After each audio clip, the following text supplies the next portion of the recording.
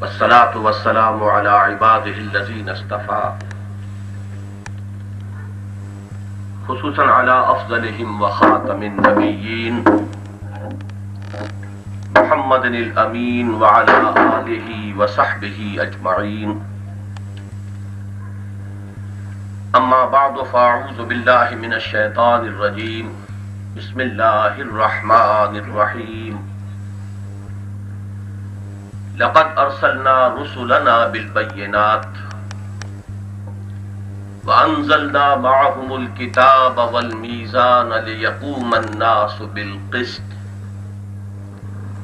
وأنزلنا الحديد فيه بأس شديد ومنافع للناس وليعلم الله من ينصره ورسله بالغيب إن الله قوي عزيز. صدق الله العظيم. رب اشرح لي صدري ويسر لي أمري واحلل عقدة من لساني يفقهوا قولي. اللهم ربنا ألهمنا رشدنا وأعذنا من شرور أنفسنا.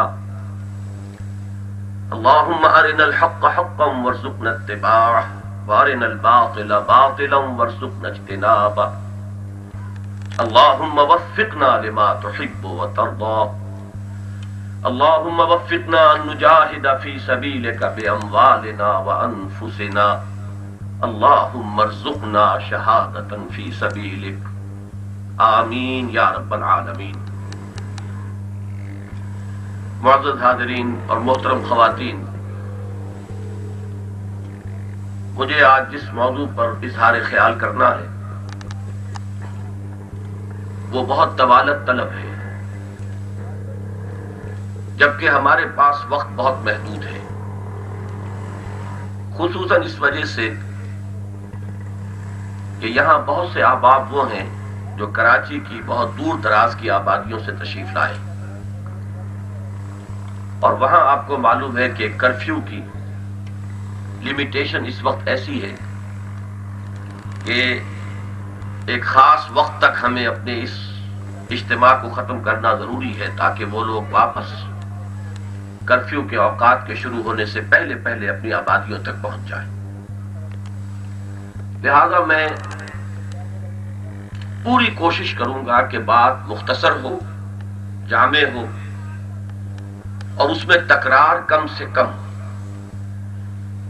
ویسے بھی میں یہ سمجھتا ہوں کہ جس نوع کی آڈینس اس وقت مجھے میسر ہے، ظاہر بات ہے کہ یہ اس طرح کی آبادی نہیں ہے کہ جہاں کچھ بغیر پڑھے لکھے لوگ بھی کثیر تعداد میں اجتماع میں آ گئے ہوں.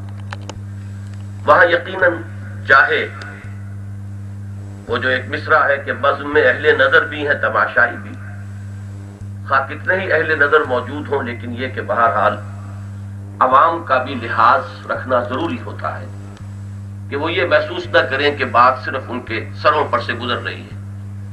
لہذا وہاں ضرورت ہوتی ہے کہ بات کو دہرا کر، اور اگر بات کہیں مشکل سمت میں مڑ گئی ہو تو اس کو پھر مزید تسہیل کے ساتھ اس کا اعادہ کیا جائے. میں یہ سمجھتا ہوں کہ آج مجھے یہ سہولت حاصل ہے کہ اس کی کوئی زیادہ ضرورت مجھے نہیں ہے.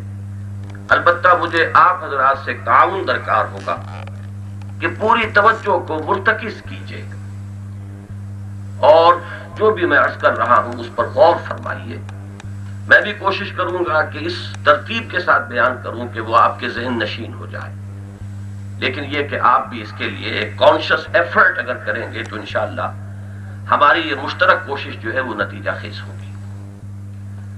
آپ کو معلوم ہے کہ میری گفتگو کا عنوان ہے سیرت نبوی علی صاحب الصلاۃ والسلام کا انقلابی پہلو. میں نے اس موضوع پر اس سے پہلے مختلف مقامات پر گفتگویں کی ہیں، لیکن آج میں 6 سوالات پہلے سے معین کر کے آپ کے سامنے رکھ دینا چاہتا ہوں کہ جن کا مجھے مختصراً جواب دینا ہے، تاکہ آپ کے سامنے بھی وہ بات رہے کہ اس مسئلے پر کس کس پہلو سے گفتگو ہونی. یہ اندازہ بھی آپ کو ہو جائے گا کہ ہم کہاں تک پیش رفت کر چکے ہیں اور ابھی کتنا مضمون باقی ہے۔ پہلا سوال یہ ہے کہ انقلاب کے معنی کیا ہے؟ ایک لفظ ہے کہ جو اب بہت زیادہ زبانوں پر آ رہا ہے، قلم پر آ رہا ہے۔ کوئی زیادہ عرصہ نہیں ہوا یہ لفظ ماضی قریب میں انٹروڈیوس ہوا ہے ہماری ووکیبلری میں، اسلامی انقلاب۔ خاص طور پر ایران کی جو تبدیلی تھی اس کے بعد سے یہ لفظ پوری دنیا میں بہت ہی اہتمام کے ساتھ اور شد و مد کے ساتھ استعمال ہوا ہے، تو ہمیں سمجھنا چاہیے کہ اس سے مراد کیا ہے۔ دوسرا سوال، آیا نبی اکرم صلی اللہ علیہ وسلم نے واقعتاً کوئی انقلاب برپا کیا، یا یہ بھی ہماری ایک مرغوب ذہنیت کا مظہر ہے کہ جس لفظ کا دنیا میں چلن ہو جائے ہم اس مرغوب ذہنیت کے ساتھ کوشش کرتے ہیں کہ اسے اپنے ہاں دکھائیں کہ یہ چیز ہمارے ہاں پہلے سے موجود تھی۔ آپ کو یاد ہوگا جب نازیزم اور فاشزم کا دورہ تھا یورپ میں، تو ہمارے ہاں کچھ لوگوں نے کہنا شروع کیا کہ یہ عین اسلام ہے، دیکھیے خلفاء کا جو اختیار ہوتا تھا کتنا ہوتا تھا، ڈکٹیٹرشپ عین اسلام ہے۔ جمہوریت کا چرچا ہوا تو ہمارے ہاں بھی کہا گیا ہے جمہوریت عین اسلام ہے، اسلام نے تو 1400 برس پہلے جمہوریت دے دی تھی۔ سوشلزم کا چرچا ہوا تو کہا گیا سوشلزم عین اسلام ہے۔ یقیناً بعض لوگوں نے یہ بات سمجھ کر کہی ہوگی، لیکن اکثر و بیشتر اس کی پشت پر ایک مرغوب ذہنیت ہے، وہ مرغوب ذہنیت جس کا کہ بڑے ہی لطیف انداز میں ذکر کیا ہے اکبر الہآبادی مرحوم نے، کہ چیز وہ ہے بنے جو یورپ میں، اور بات وہ ہے جو پانیر میں چھپے۔ یہ ایک دور تھا کہ جس میں ہماری ایک اور خاص طور پر جو ہماری قوم کا اونچا طبقہ تھا اس میں یہ ذہنیت پیدا ہوئی۔ تو ہمیں دیکھنا کہیں ایسا تو نہیں ہے کہ ہم لفظ انقلاب اور ریولوشن اور فرینچ ریولوشن اور بولشوک ریولوشن اور چائنیز ریولوشن، اس ریولوشن کے لفظ سے کچھ بہت زیادہ مرغوب ہو کر ہم نے اسے اختیار کیا۔ تو بہت آبجیکٹیولی سمجھنے کی ضرورت ہے کہ آیا حضور نے واقعتاً انقلاب برپا کیا۔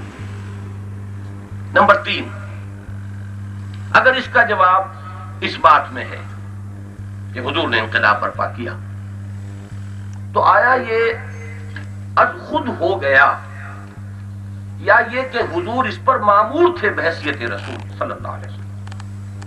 یہ تیسرا بہت اہم سوال ہے۔ چوتھا سوال جس کے بارے میں آج پہلے ہی عرض کر دوں کہ میں مختصر عرض کروں گا اس لیے کہ وہ بہت طوالت طلب ہے، لیکن آج مجھے چونکہ ان 6 باتوں کے بارے میں عرض کرنا ہے، لہذا اس کے بارے میں صرف اشاروں پر اکتفا کرنی ہوگی۔ وہ یہ کہ حضور نے وہ انقلاب کیسے برپا کیا، اس کی میتھوڈولوجی کیا تھی، اس کا طریقہ کار کیا تھا۔ پانچواں سوال جو مجھ سے اور آپ سے صرف علمی اعتبار سے نہیں عملی اعتبار سے متعلق ہے، وہ یہ کہ آیا یہ کام صرف حضور کے کرنے کا تھا یا امت کے ذمے بھی ہے، یہ کوئی فریضے کی حیثیت سے ہے؟ اگر ہے تو آخری سوال یہ کہ آیا اس کے لیے طریقہ کار بعین ہی وہ ہوگا جو حضور صلی اللہ علیہ وسلم نے آج سے 1400 برس قبل اختیار فرمایا تھا، یا اس میں کہیں حالات کی تبدیلی کی وجہ سے اجتہاد کی ضرورت ہے؟ اگر ہے تو وہ کیا ہے؟ اب آپ نے ان سوالات سے اندازہ کر لیا ہوگا کہ میرا کام خاصا مشکل ہے، اسی لیے میں نے آپ سے ابتدا ہی میں تعاون کی درخواست کی ہے کہ توجہ کو مرتکز رکھیے، میں بھی کوشش کروں گا کہ بات مختصر ہو۔ پہلی بات یہ کہ انقلاب کے معنی کیا ہے، لفظی اور اصطلاحی۔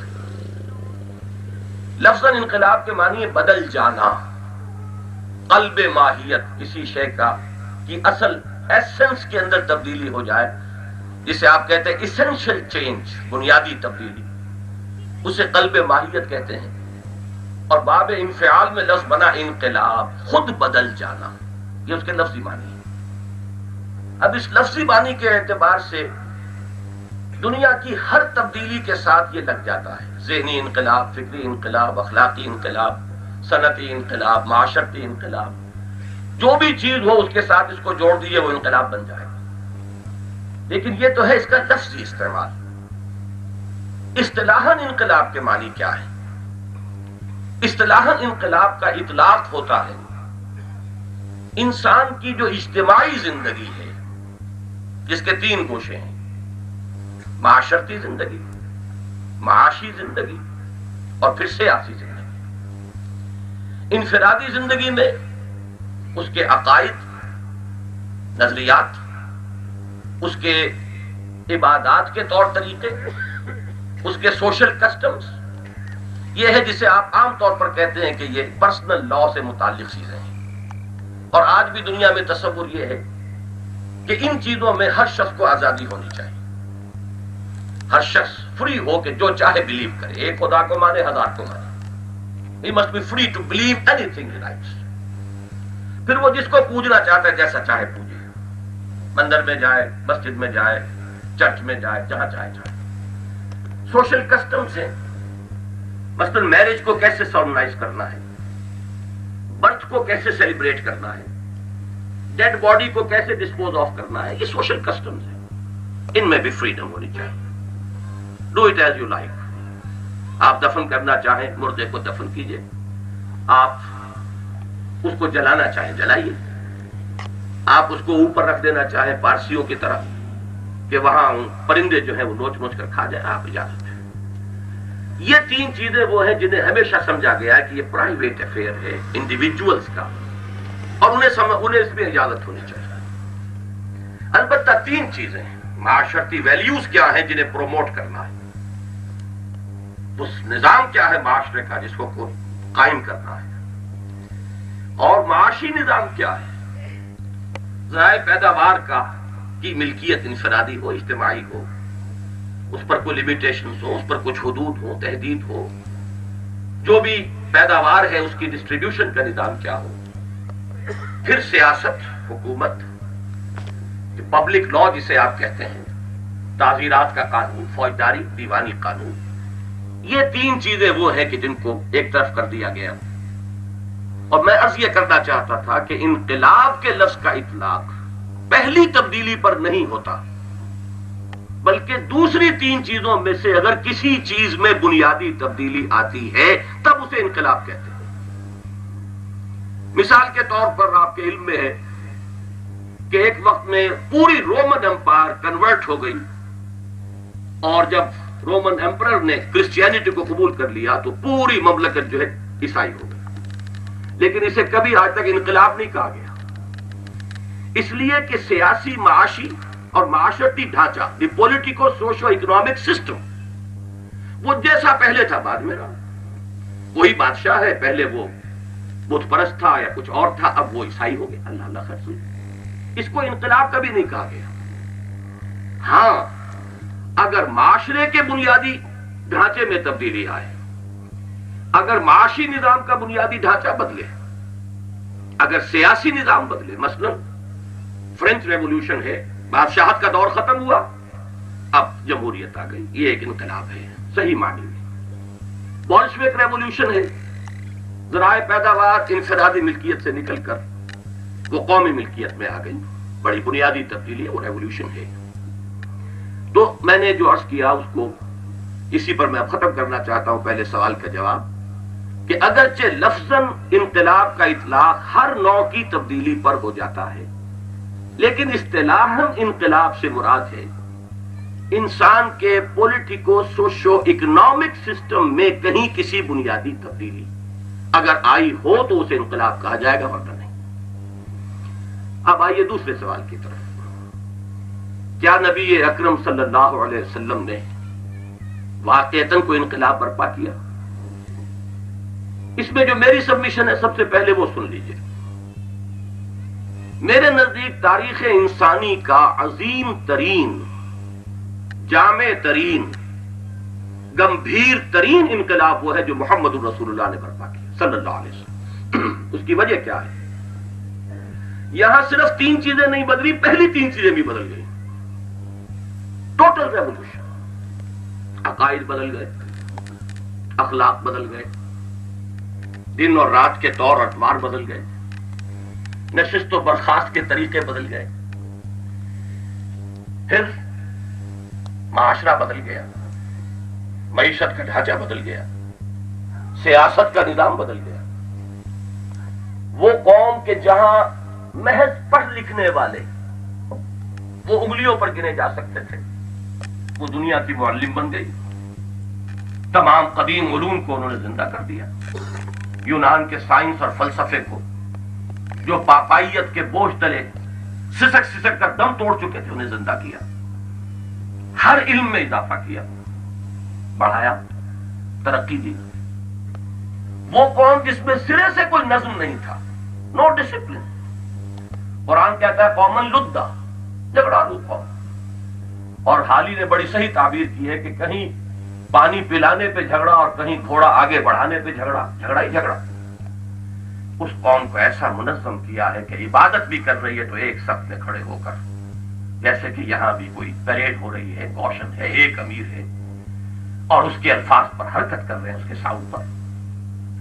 تو ٹوٹل ریولوشن پوری انسانی زندگی میں، بلکہ میں یہ الفاظ استعمال کیا کرتا ہوں کہ آپ فرینچ ریولوشن کو لیں گے صرف سیاسی ڈھانچہ بدلا، بولشوک ریولوشن کو لیں گے صرف معاشی ڈھانچہ بدلا.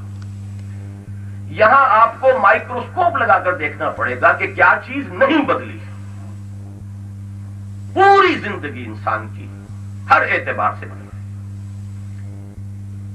اب میں اس میں کچھ گواہیاں پیش کرنا چاہتا ہوں. ہو سکتا ہے کوئی شخص کہہ سکتا ہے یہ تمہاری عقیدت کی نگاہ ہے، تم محبت کی نگاہ سے دیکھ رہے ہو، اس لیے تم یہ مبالغہ کر رہے ہو. لیکن میں 4 گواہیاں پیش کرنا چاہتا ہوں، 2 مشرق سے 2 مغرب سے. 1920 میں ایک تقریر کی تھی ایم این رائے نے، بہت سے حضرات واقف ہوں گے، کمیونسٹ انٹرنیشنل کا ایک بہت اہم فرد، اور جو بھی انقلابی اس بر عظیم پاک و ہند نے پیدا کیے ہیں ان میں چوٹی کے انقلابی لوگوں میں اس کا نام ہے. ہسٹوریکل رول آف اسلام کے نام سے اس نے کتاب لکھی، لیکچر دیا تھا بریڈلے ہال لاہور میں، لیکن پھر یہ کہ وہ کتابی شکل میں چھپی. اس کو اگر آپ پڑھیں تو اس نے جس طریقے سے تسلیم کیا ہے کہ تاریخ انسانی کے عظیم ترین انقلابی رہنما محمد تھے صلی اللہ علیہ وسلم، اور میں نے نہیں دیکھا کسی بھی مسلمان کے قلم سے وہ الفاظ نکلتے ہوئے جو باتیں اس نے کہی. انہوں نے کہا کہ اگرچہ ملٹری کانکویسٹ کا جہاں تک تعلق ہے، عسکری فتوحات تو دنیا میں بہت ہوئی ہیں، لیکن یہ ہے کہ یہ معاملہ عسکری فتوحات کا نہیں تھا. سکندر اعظم ہو یا اٹیلا ہو یا چنگیز خان ہو، اس کے فتوحات کے نتیجے میں کوئی نئی تہذیب، کوئی نیا تمدن، کوئی نیا نظام دنیا میں قائم نہیں ہوا. جبکہ یہ جو فینومینن ہے کل نصف صدی، 22 برس میں عرب میں انقلاب کی تکمیل اور 24 برس میں پھر وہ فرام آکسس ٹل اٹلانٹک اس انقلاب کا پھیلاؤ اور ایکسٹینشن. وہ کہتا ہے کہ اس کے جلو میں علم آیا، روشنی آئی، تہذیب آئی، تمدن آیا. پوری دنیا کے اندر جو ہے ایک نیا دور جو ہے بیداری کا اور علم کا، علوم اور فنون کے پھر بوم کا دور آیا ہے. تو دنیا میں اس کی کوئی مثال موجود نہیں، اور عظیم ترین انقلابی رہنما ہے نوع انسانی کے محمد صلی اللہ علیہ وسلم. کتاب شاید کہیں مل جائے، انہیں قدروں میں پڑی ہوئی کسی لائبریری میں دیکھیے، اسے ضرور پڑھیے. دوسری گواہی اسی بر عظیم پاک و ہند سے. آپ کے علم میں ہے 1935 کا ایکٹ، پھر 36 کے الیکشنز. ہندوستان میں پہلی مرتبہ فرسٹ انسٹالمنٹ انگریز نے دی تھی یہاں کے رہنے والوں کو. کچھ تھوڑا سا سیلف رول، کچھ تھوڑا سا اس نے شریک کیا تھا اقتدار میں، حکومت میں. مسلم لیگ نے چونکہ بائیکاٹ کیا تھا 36 کے الیکشنز کا، لہذا پورے ہندوستان میں کانگریس کی منسٹریز بنی. 1937 میں گاندھی جی نے ایک مقالہ لکھا، ہریجن ان کا جو پرچہ تھا، جس میں انہوں نے کہا اپنے ان وزراء کو میسج دیا، میرا پیغام یہ ہے کہ آپ اپنے سامنے حضرت ابو بکر اور حضرت عمر کو مثال کے طور پر رکھیں. کیوں کہا یہ؟ میں نے غور کیا کہ آیا یہ دھوکہ تھا، فریب تھا. میرے سامنے یہ بات بھی آئی کہ ہندوستان کا ماضی بھی بالکل تاریخ تو نہیں رہا. وکرماجیت جیسا شہنشاہ یہاں رہا ہے، اشوک جیسا درویش یہاں رہا ہے. اگر ہمارے ہاں درویش اورنگزیب جیسے اور ناصر الدین محمود جیسے ہوئے ہیں، اشوک بھی رہا. اس کا نام کیوں نہیں پیش کیا؟ اس کی وجہ سامنے آئی کہ اصل میں ملوکیت کا دور اب ختم ہو چکا، یہ بادشاہ تھے۔ اب جو دور شروع ہو چکا ہے تاریخ انسانیت کا، اس میں بادشاہت اب، اگر آپ کو معلوم ہے برطانیہ کے جزیرے اور جاپان کے جزیرے میں تو وہ ایک طرح کا عجائب گھر ہے، وہ بادشاہ جس کو آپ کہیں، وہ نیشنل آرکیوز کی حیثیت سے وہ انہیں پریزرو کر رہے ہیں۔ اگر کہیں کو رہ گیا ہے تو وہ سعودی عرب وغیرہ ایمارات میں آپ دیکھیں گے، ورنہ دنیا سے جا چکا، گیا دور سرمایہ داری گیا، وہ سرمایہ داری کا دور نہیں گیا تو کم سے کم بادشاہت کا دور تو گیا۔ اب اگر کوئی مثال بن سکتے ہیں تو وہ کہ جو عمر اور ابو بکر کی طرح جو عوام میں سے ہو، جو اپنی کسی عسکری قوت کی بنا پر حکومت میں نہ آئے بلکہ لوگوں کے مشورے سے آئے اور پھر وہ نشان بن جائیں عملی طور پر محمد رسول اللہ صلی اللہ علیہ وسلم کے اس قول مبارک کا کہ سید القوم خادمہم۔ الفاظ تین ہیں، کہنے میں بڑے آسان ہیں، لیکن اس تین الفاظ کے اوپر پورا اترنا جو ہے یہ بڑا جان جوخم کا کام ہے۔ ابو بکر اور عمر نے وہ کام کر کے دکھایا۔ اب آئیے دو مثالیں میں ویسٹ سے دیتا ہوں۔ ایچ جی ویلز کا نام میں نہیں سمجھتا کہ یہاں کیونکہ معدود چند حضرات جو واقف نہ ہو، اکثر لوگ واقف ہیں۔ سائنٹیفک فکشن میں اس کا ایک خاص مقام ہے، لیکن تاریخ پر اس نے دو کتابیں لکھی ہیں، short history of the world اور ایک concise history of the world. اس concise history of the world میں جب وہ حضور کے چیپٹر پر آیا ہے، پوری تاریخ لکھ رہا ہے نو انسانی کی، کیسے اگنور کرے گا؟ تو وہاں آ کر پہلی بات میں یہ عرض کر دوں کہ اس نے حضور کی سیرت پر بڑے رقیق حملے کیے ہیں۔ یہ تعدد ازدواج جو ہے، پولی گیمی، یہ ایسی کڑوی گولی ہے جو ان کے حلق سے نہیں اتر سکتی، اور مجھے ان سے ہمدردی ہے اس معنی میں کہ ان کے آئیڈیلز وہ ہیں حضرت مسیح اور حضرت یحییٰ، جان دی بیپٹسٹ، جیسس آف نزارت علیہم السلام۔ انہوں نے ایک ایک شادی بھی نہیں کی تو ایک سے زائد شادی ان کے حلق سے کیسے اترے؟ بہرحال اس پہلو سے تو اس نے بڑے رقیق حملے کیے، اس کا ذکر میں صرف اس اعتبار سے کر رہا ہوں کہ یہ اسٹیبلش ہو جائے کہ وہ دشمن ہے، عقیدت مند نہیں ہے حضور کا۔ لیکن جب آیا ہے خطبہ حجۃ الوداع پر تو اس کا وہ پیسج وہ نقل کرتا ہے، لا فضل لعربی علی عجمی ولا لعجمی علی عربی ولا لأحمر على اسود ولا لأسود على احمر الا بالتقوى كلكم بنو آدم وآدم من تراب۔ میں نہیں سمجھتا کہ مجھے اس کے ترجمے کی ضرورت ہو۔ اس کے بعد جو الفاظ اس نے لکھے ہیں وہ ہیں اصل میں کہ جس کے لیے میں نے یہ وقت لیا آپ کا۔ وہ لکھتا ہے کہ جہاں تک سرمنز کا تعلق ہے، واعظ کا تعلق ہے، human freedom, fraternity and equality, یہ تین الفاظ نوٹ کیجئے اچھی طرح۔ انسانی حریت، اخوت اور مساوات کے واعظ تو دنیا میں پہلے بھی بہت کہے گئے، اور وہ عیسائی ہونے کے باوجود نام خاص طور پر دیتا ہے۔ جیسس آف نزارت کے ہاں بھی، مسیح ناصری حضرت مسیح علیہ الصلوۃ والسلام، ان کے ہاں بھی سرمنز تو بہت ہیں، لیکن یہ ماننا پڑتا ہے کہ تاریخ انسانی میں پہلی مرتبہ ان اصولوں پر ایک معاشرہ قائم کیا محمد نے صلی اللہ علیہ وسلم۔ میرے نزدیک یہ ہائیسٹ ٹریبیوٹ ہے، اور ہے بھی ایک دشمن کی طرف سے۔ الفضل ما شہدت به الاعداء، اصل فضیلت ہوتی وہ ہے جس کا کہ اقرار دشمن کرے۔ یہ تین الفاظ میں نے اس لیے خاص طور پر نوٹ کرائے، یادش بخیر، کہ یہی تین الفاظ قائد اعظم نے استعمال کیے تھے کہ ہم پاکستان کیوں چاہتے ہیں۔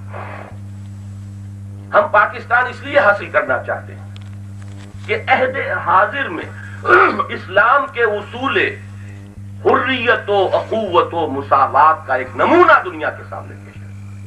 وہی تین الفاظ جو ایجیول نے استعمال کیا، human freedom, fraternity and equality. اسلام کے اصول حریت و اخوت و مساوات کا ایک نمونہ دنیا کے سامنے پیش کرنا چاہتے ہیں، ایک لائٹ ہاؤس جو پوری نوع انسانی کے اندر روشنی دے اور پھیلائے۔ یہ مقصد ہے پاکستان کے اصول کا۔ بہرحال اس وقت صرف یادش بخیر کے درجے میں کہہ رہا ہوں، حسرت تو سامنے آئے گی کہ ہم نے کن مقاصد کے لیے ملک حاصل کیا تھا، اور آج 42ویں سال میں، یہ میں اس لیے 42واں کہہ رہا ہوں کہ قمری حساب سے تو 41 ہو چکے رمضان مبارک میں، اب یہ 42واں بھی نصف گزر چکا تو بتائیے 42ویں سال میں بھی ہم کتنے اس اصل منزل سے دور ہیں، بلکہ کتنے اور اس سے دور تر ہو گئے ہیں، تو وہ علیحدہ بات ہے۔ لیکن اس وقت صرف یہ عرض کرنا چاہتا ہوں کہ یہ ذہن میں رکھیے کہ یہ ہے ایچ جی ویلز کا سب سے بڑا ٹریبیوٹ، کہ ان اصولوں پر بالفعل ایک معاشرہ قائم کیا محمد نے صلی اللہ علیہ وسلم۔ ایک یہاں میں آپ سے عرض کر دوں، ایسا نہ ہو کہ کہیں آپ جائیں لائبریریز میں اور شوق میں جا کر کتاب دیکھیں اور آپ کو پیسے نہ ملے۔ اس کا جو نیا ایڈیشن ہے ایچ جی ویلز تو مر گیا، کب گیا، اب کچھ اور ایڈیٹرز ہیں جنہوں نے نیا ایڈیشن جو اس وقت موجود ہے مارکیٹ میں، وہ کچھ اور ایڈیٹرز ہیں جن کو ری ایڈٹ کر کے جنہوں نے یہ کتاب اب شائع کی ہے، اس میں وہ پیسج نہیں ہے۔ لیکن چند سال پہلے میں نے کراچی یونیورسٹی کی لائبریری سے حاصل کی تھی وہ کتاب، اور اس میں وہ پیسج موجود تھا، اور اب بھی جن حضرات کو درکار ہو وہ وہاں سے اس ایڈیشن کو دیکھے اور یہ پیسج اس کے اندر موجود ہے۔ آخری گواہی میں پیش کرنا چاہتا ہوں، آپ میں سے اکثر حضرات کے علم میں ہوگی، صرف حوالہ دینا کافی ہے۔ ڈاکٹر مائیکل ہارٹ کی دی 100 10 سال پہلے کتاب چھپی، اور میں یہ سمجھتا ہوں کہ یہ ویسٹ سے سب سے بڑا ٹریبیوٹ ہے جو حضور صلی اللہ علیہ وسلم کو پے کیا گیا، کہ تاریخ پر اور عظیم شخصیات مشاہیر عالم ان کے اوپر کتابیں پہلے بھی لکھی گئی، لیکن یہ کہ یہ کتاب اس اعتبار سے یونیک ہے کہ اس نے پہلے تو سلیکشن کیا 100 شخصیات کا، دی موسٹ انفلوئنشل پرسنالٹیز، جنہوں نے تاریخ کے دھارے پر اثر ڈالا ہے، اس کے رخ کو موڑا ہے۔ پھر ان 100 میں گریڈیشن کی، a selection and gradation of the 100 most influential personalities in the history. Gradation میں ان میں عظیم ترین کون ہے، تاریخ کے اعتبار سے نہیں چلا وہ کہ پہلے وہ 1000 سال BC کے آدمی کو لاتا اور پھر 900 اور پھر چلتا، نہیں، اس نے یہ کہا عظیم ترین کون، اور نمبر 1 پر لا رہا ہے محمد رسول اللہ صلی اللہ علیہ وسلم کو۔ اور میں اس لیے ذرا تھوڑا سا مزید عرض کر دوں کہ میں نے جو تقسیم شروع میں کی تھی بالکل وہی تقسیم اس نے کی ہے۔ حضور کو نمبر 1 پر لا کر کہتا ہے کہ naturally I O an explanation. عیسائی ہے، امریکہ میں کتاب چھپ رہی ہے، حضرت مسیح کو نمبر 3 پر لے گیا ہے، حضور کو نمبر 1 پر لے آیا ہے، تو بہرحال اسے توجیہ تو کرنی ہے۔ اس نے کہا میں نے یہ اس لیے کیا، this is because he is the only person. یہ دی اونلی کو اچھی طرح اپنے ذہن میں انڈر لائن کر لیں، دی only person supremely successful in both the religious and the secular fields. دیکھیے یہ وہ تقسیم تھی جو میں نے کی تھی، کہ اس وقت جو دنیا کا عام ذہن ہے وہ یہ ہے کہ انسانی زندگی 2 حصوں میں منقسم ہے، مذہب کا تعلق پہلے حصے سے ہے، دوسرے حصے سے نہیں ہے۔ ایک مذہبی حصہ ہے، ایک سیکولر حصہ ہے۔ مذہبی حصے میں 3 چیزیں ہیں، عقائد، عبادات اور کچھ سوشل کسٹمز، اور جو سیکولر حصہ ہے ان کے قول کے مطابق وہ ہے معاشرتی نظام، سیاسی نظام، معاشی نظام۔ وہ یہ کہتا ہے کہ ان دونوں میں انتہائی کامیاب صرف ایک ہی انسانی شخصیت ہے پوری تاریخ کے اندر۔ معنی کیا ہے کہ بقیہ جتنی عظیم شخصیتیں ہیں وہ یا اس میدان میں بلندی پر ہیں تو دوسری طرف 0 ہے، یا اس میدان میں بہت بلندی پر ہیں تو ادھر 0 ہے۔ مثلا حضرت مسیح اور گوتم بدھ مذہب و اخلاق کے میدان میں کہاں، لیکن سلطنت اور حکومت کے میدان میں 0۔ واقعہ تو یہی ہے نا۔ ادھر سکندر اعظم 3 سال میں کہاں سے کہاں پہنچا ہے، اٹیلا ایک مغرب سے چل کر مشرق میں آیا، کہاں میکڈونیا اور کہاں دریائے بیاس، ایک مشرق سے چل کر مغرب میں پہنچا، کہاں منگولیا اور کہاں دینیوب کی وادی۔ لیکن یہ ہے کہ اخلاق اور مذہب کے میدان میں 0 سے بھی کام نہیں چلتا، کوئی مائنس ویلیو معین کرنی پڑے گی۔ ایک شخصیت ہے وہ کہتا ہے کہ جو دونوں میدانوں میں سپریملی سکسیسفل ہے، کیا کروں میں، اس کے سوا کوئی چارہ نہیں ہے کہ نمبر 1 پر انہیں لاؤں۔ اسی کو علامہ اقبال نے کہا ہے، بڑا پیارا شعر ہے ان کا، مصطفیٰ اندر حرا خلوت گزید، قوم و آئین و حکومت آفید۔ یہ صرف نیا دین یا نئے عقائد یا نیا نظام عبادت نہیں دیا محمد الرسول اللہ نے، ایک نئی قوم، ایک نئی سیاست، نیا آئین، نئی تہذیب، نیا تمدن، نئی ریاست، نئی عمرانیات عطا کی ہیں محمد الرسول اللہ صلی اللہ علیہ وسلم نے۔ میرے نزدیک کافی ہے یہ بات تسلیم کرنے کے لیے کہ تاریخ انسانی کا عظیم ترین انقلاب محمد الرسول اللہ صلی اللہ علیہ وسلم نے پیدا کیا۔ میں اصل میں وقت کی کمی کی شدت کی وجہ سے صرف دو باتیں اس وقت کہوں گا۔ ویسے یہاں انشاءاللہ ہمارا تنظیم اسلامی کا ایک چھوٹا سا ٹریکٹ آپ کو تقسیم ہو جائے گا، مفت ہوگا، لیکن اس کی قیمت یہ ہے کہ پڑھیں اسے ضرور، یہ اس کا ہدیہ ہے، ورنہ خیانت ہو جائے گی۔ اس میں ہم نے 3 صفحوں میں اسلام کا انقلابی منشور، اسلام کا ہے، وہ تنظیم اسلامی کا یا انجمن کا منشور نہیں ہے، اس لیے کہ ہمیں اس راستے پر جانا ہی نہیں، الیکشن کے راستے کو ہم نے اپنے لیے آؤٹ آف باؤنڈز رکھا ہوا ہے، لیکن اسلام کا انقلابی منشور کیا ہے؟ وہاں 6 نکات میں نے بیان کیے ہیں کہ محمد الرسول اللہ صلی اللہ علیہ وسلم نے اس پولیٹیکو سوشو اکنامک سسٹم میں جو تبدیلیاں تھی وہ کیا ہیں، تو ہر اعتبار سے 6 نکات اس میں یہاں صرف 2 میں بات کروں گا۔ دیکھیے معاشرتی سطح پر انقلاب محمدی صلی اللہ علیہ وسلم کے 2 اہم ترین مظہر کیا ہیں؟ نمبر 1 کامل انسانی مساوات، معاشرتی سطح پر مساوات، پیدائشی طور پر نہ کوئی اونچا ہے نہ نیچا ہے، خون کی بنیاد پر، نسل کی بنیاد پر، زبان کی بنیاد پر، رنگ کی بنیاد پر، جنس کی بنیاد پر اور پیشے کی بنیاد پر کوئی اونچ نیچ نہیں۔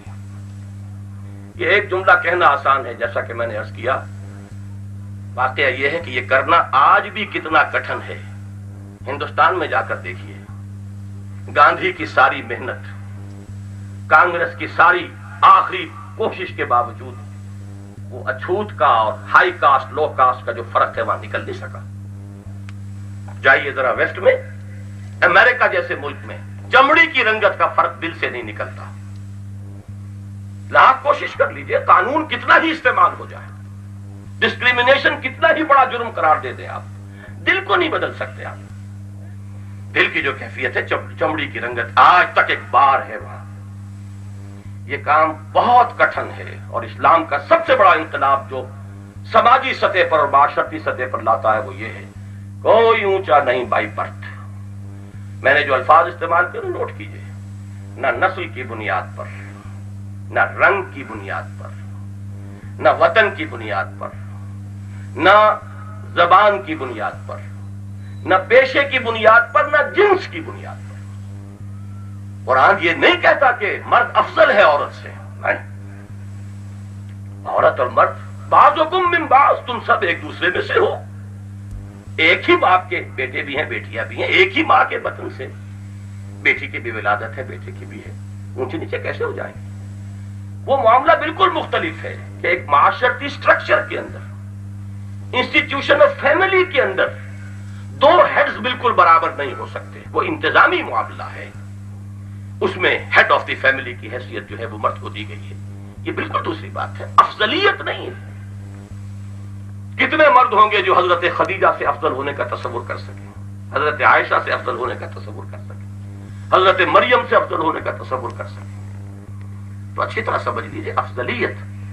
لیکن یہ کہ اب میں اگر ادھر چلا جاؤں، اگر مرثیہ بیان کرنے لگوں کہ ہمارا حال کیا ہے، تو یہ گیلا جفائے وفا نما جو حرم کو اہل حرم سے ہے، جو میں بت کدے میں بیان کروں تو صنم بھی بولے ہری ہری۔ ہماری رگوں میں پیوست ہے کہ یہ ذلیل ہے، یہ کمینہ ہے، یہ نچلا ہے، ہم اعلیٰ ہیں، ہم بڑھیا ہیں، ہم اونچے ہیں، یہ سید ہے اور یہ مسلی ہے، یہ زمیندار ہے اور یہ جو ہے محض کمی کاری ہے۔ ہمارے رگوں میں، ہمارے رگ و ریشے کے اندر پیوست ہے یہ فرق و تفاوت۔ یوں تو سید بھی ہو، مرزا بھی ہو، افغان بھی ہو، تم سبھی کچھ ہو، بتاؤ تو مسلمان بھی ہو۔ تو پہلا انقلاب یہ ہے اب جو سب سے کٹھن ہے۔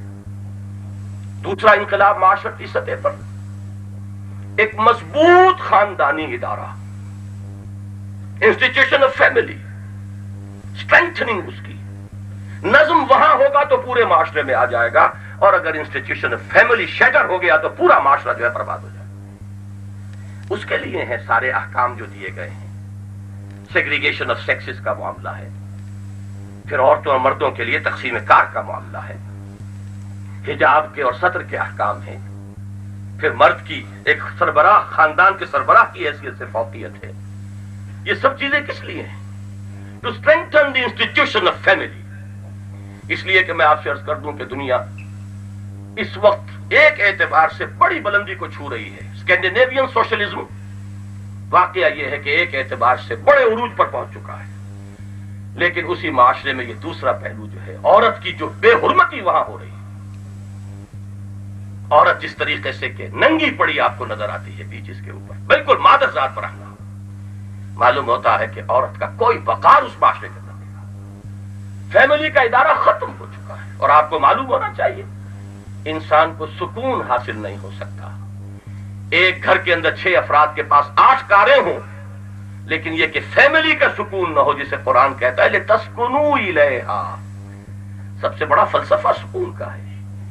اس گھر میں آ کر وہ نرس جو انڈر ٹینشن رہتی ہیں انہیں ایک سوتنگ ایفیکٹ وہاں پر ملے. وہ نہیں ہوگا جب تک کہ وہ خاندان کا ادارہ نہ ہو. اس اعتبار سے ویسٹ انتہائی مفلس، انتہائی قلاش. بہرحال یہ 2 چیزیں ذہن میں رکھیے. وہ انقلاب عورت کو سٹیٹس دیا ہے، لیگل سٹیٹس، حیثیت دی ہے، اس کو برابر کیا ہے بڑھ کے، لیکن انسٹیٹیوشن آف فیملی کے اندر اس کو سیکنڈری مقام دیا ہے.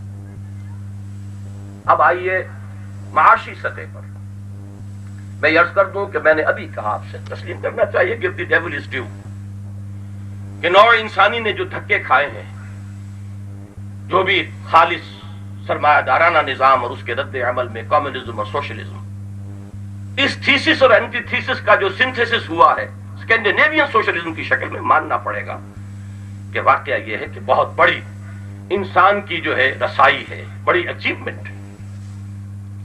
آپ اندازہ یہ کیجئے کہ وہ اگرچہ فری ٹریڈ اور فری معاملہ ہے، معیشت جو ہے وہ اس طرح نہیں ہے کہ بالکل کسی قید خانے کے اندر بند کر دی گئی ہو، لیکن اس کے ساتھ علاج، تعلیم، اس میں کوئی فرق نہیں ہے.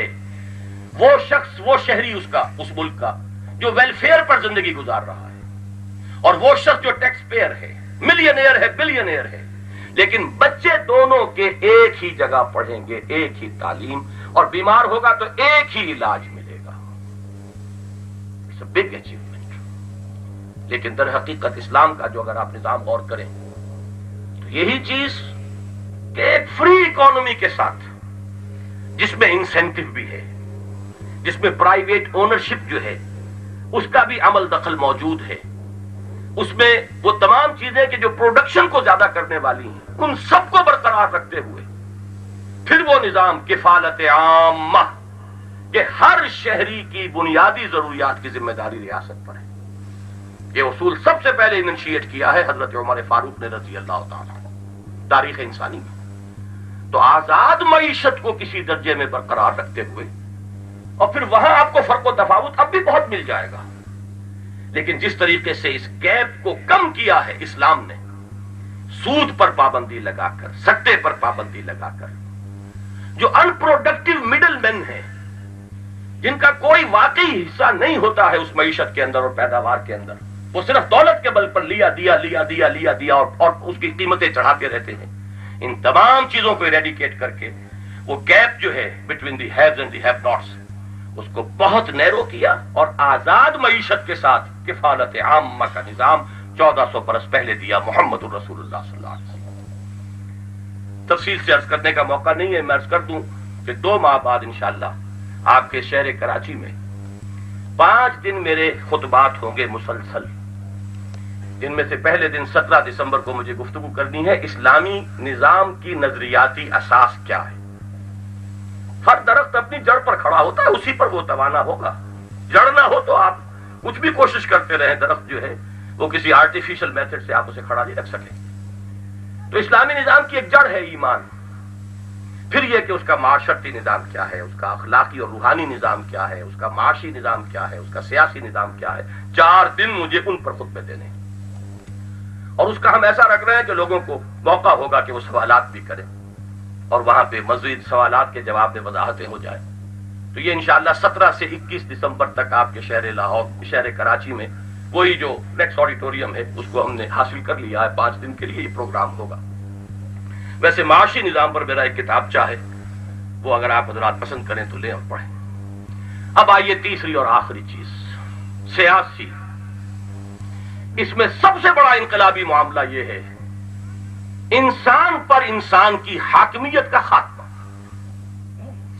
ہلاک کسرا ولا کسرا بعدہ، جب آیا تھا ایران کا سفیر حضرت عمر کے زمانے میں اور اس نے پوچھا اینا ملککم، ہمارا بادشاہ کہاں ہے؟ کہاں ہے وہ قصر الملکی جو آپ کو نظر آتے ہیں اس پورے سعودی عرب میں، قصر الملکی پھیلے ہوئے ارب ڈالرز کے بنے ہوئے، کہاں ہے؟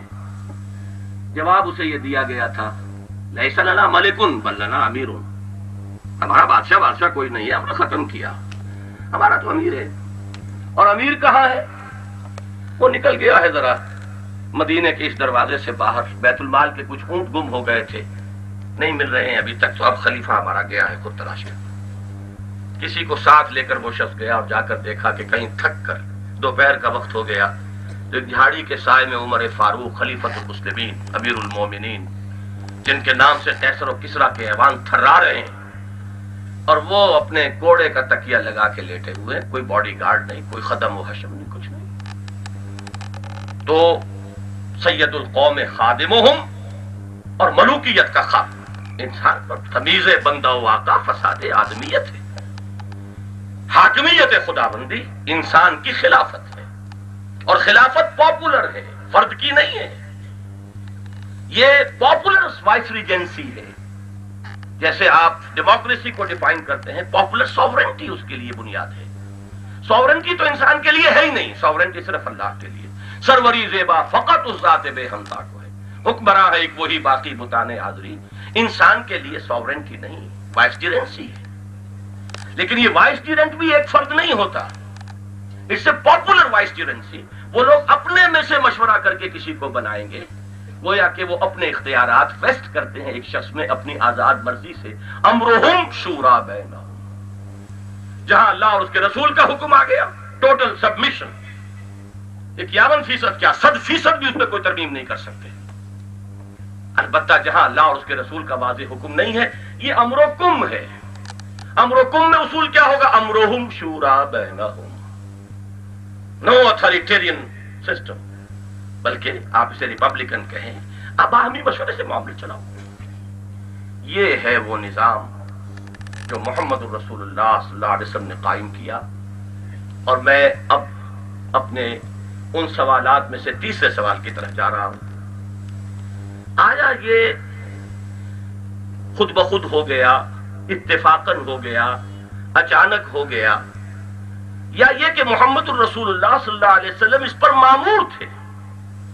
بڑا پرٹیننٹ کوسچن ہے، اور اس کا ہم سے تعلق ہوگا۔ پھر میری سبمیشن یہ ہے کہ محمد الرسول اللہ اس پر مامور تھے صلی اللہ علیہ وسلم۔ دو الفاظ مکی صورتوں کے ذہن میں رکھیے۔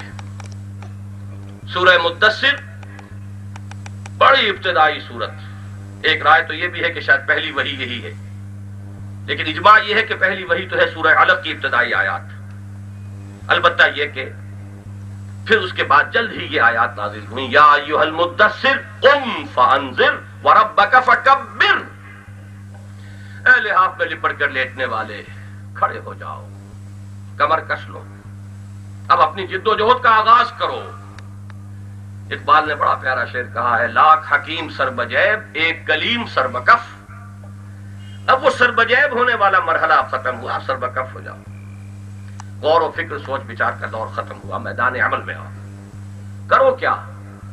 پہلا قدم انذار، فانذر، خبردار کرو انہیں کہ مرنے کے بعد تمہیں اپنے رب کے حضور میں حاضر ہونا ہوگا۔ You will have to face the grand accountability of the day of judgment. There's no escape. کوئی مفر نہیں، این المفر کلا لا وزر الی ربک یومئذ المستقر۔ یہ ہے انذار۔ اور دوسرا حکم کیا ہے؟ وَرَبَّكَ فَكَبِّرْ، اپنے رب کی کبریائی کرو۔ یہ صرف اللہ اکبر کہنے کا حکم نہیں تھا، تکبیر کے معنی صرف اللہ اکبر کہنا نہیں ہے۔ یہی ہماری بدقسمتی ہے کہ ہم نے چیزوں کے تصورات کو بدل دیا۔ تکبیر کے لفظی معنی کسی چیز کو بڑا بنانا، میگنیفائی کرنا، تصغیر کے معنی چھوٹا بنانا، کتاب سے کتاب چاہے اس میں تصغیر ہے۔ تکبیر اس کے برعکس بڑا کرنا، بڑا بنانا۔ اللہ کو بڑا بناؤ، کیا معنی؟ وہ بڑا تو ہے، اس کی بڑائی مانی نہیں جا رہی۔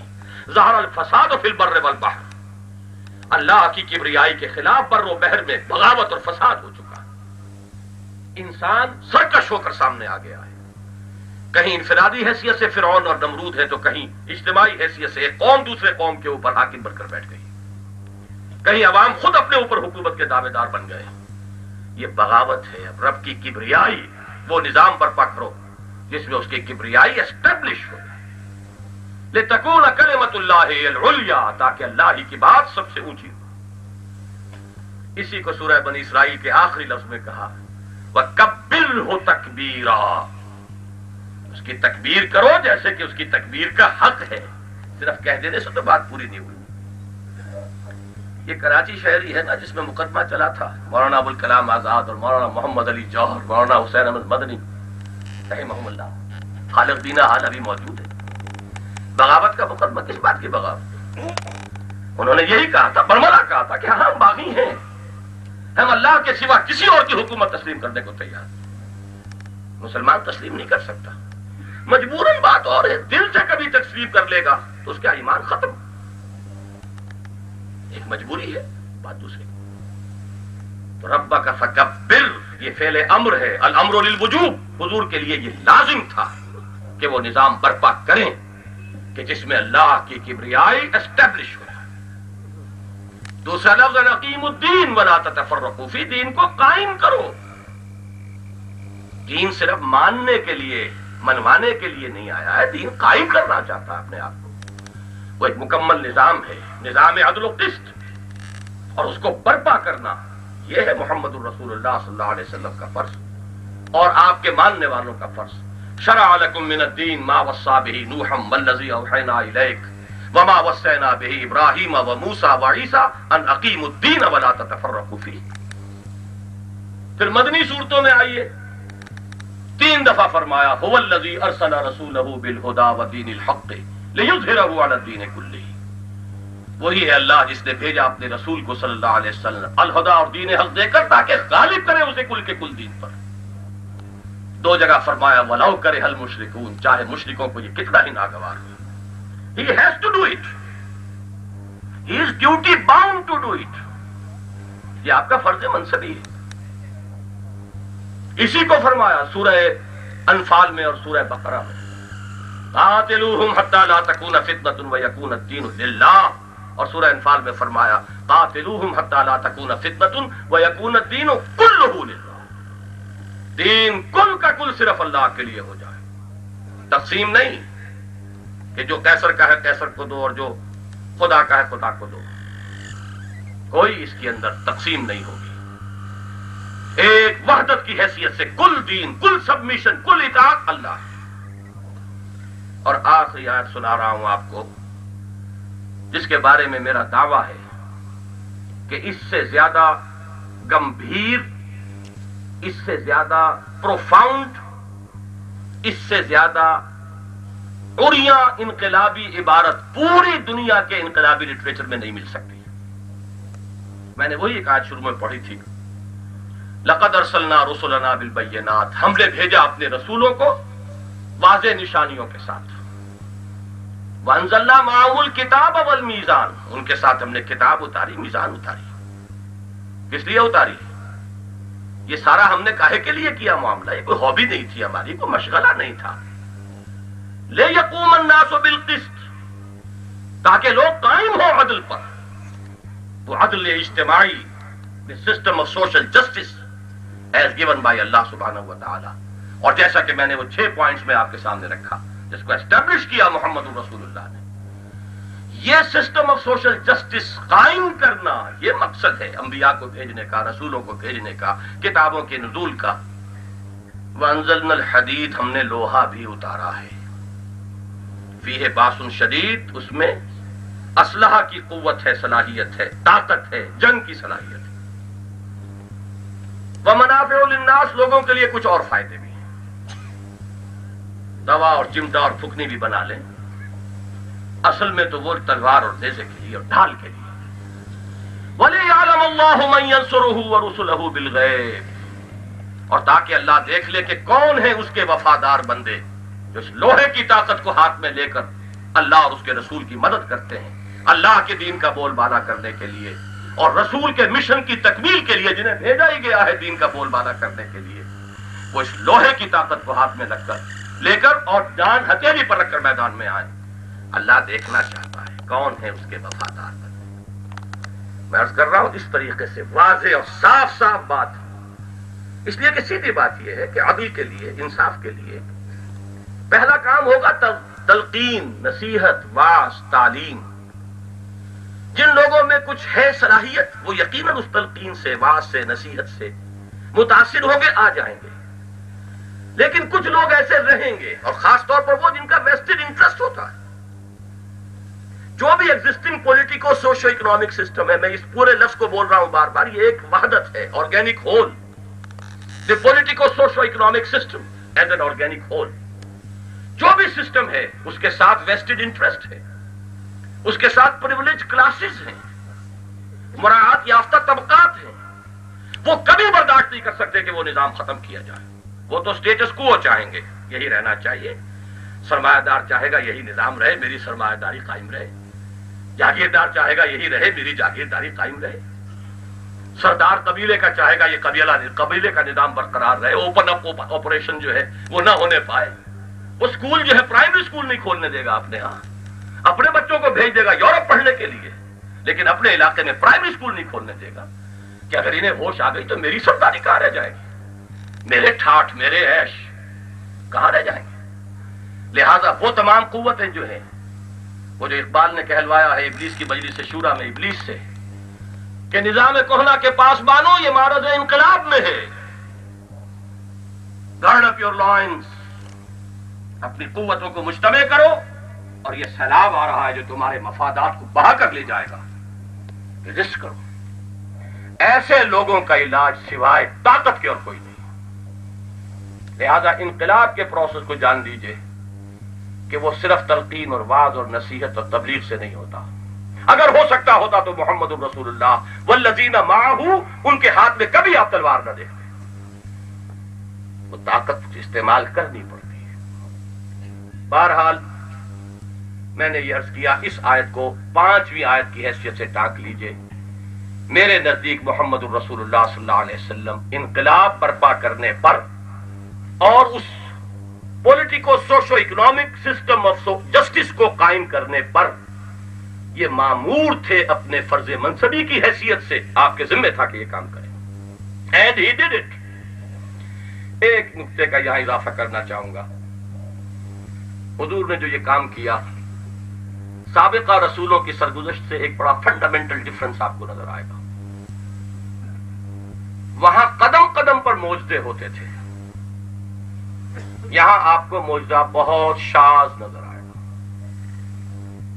حصی معجزہ تو دیا ہی نہیں گیا حضور کو، حصی معجزہ جو آنکھوں سے دیکھا جا سکے۔ ایک شق القمر ہے، وہ بھی دعوے کے ساتھ نہیں تھا، وہ اچانک ایک گھاٹی کے اندر معاملہ ہوا ہے اور وہ واقعہ ہو گیا۔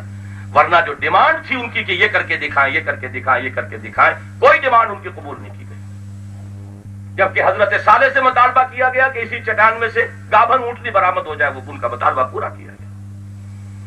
حضرت موسیٰ علیہ السلام کی اسٹرگل میں قدم قدم پر آپ دیکھتے ہیں معجزہ۔ راستہ رک گیا ہے تو ایک ضرب سے سمندر پھٹ گیا، نکل جاؤ۔ پانی نہیں رہا تو ایک ضرب سے 12 چشمے، کہ 12 قبیلیں جھگڑے بھی نہ، کہیں پانی پینے پلانے پہ جھگڑا نہ ہو جائے۔ فانفجرت منہ 12 عینا، بھوک لگی ہے تو من و سلوہ نازل ہے، دھوپ ستا رہی ہے تو ظللنا علیکم الغمام۔ ان تمام کے آپ کانٹیکسٹ میں دیکھیے، محمد الرسول اللہ صلی اللہ علیہ وسلم کی اسٹرگل خالص زمین پر قدم بقدم چل کر۔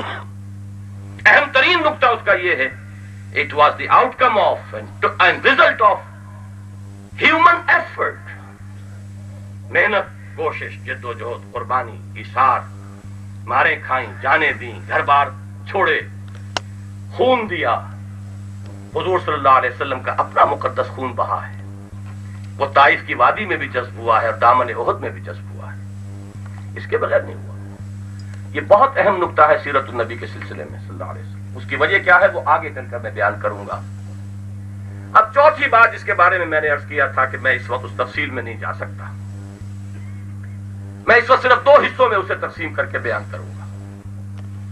دعوت، تربیت، تنظیم، ان کے نتیجے میں ایک قوت، انسانی قوت، ہیومن پوٹینشل. میں یہاں آپ سے عرض کر دوں، میرا ایک دعویٰ ہے،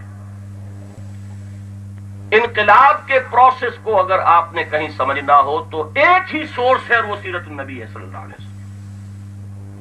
ٹوٹل ریولوشن صرف ایک میں بیان کر چکا. ایک لائف سپین میں صرف ایک ریولوشن مکمل ہوا، 22 برس میں مکمل.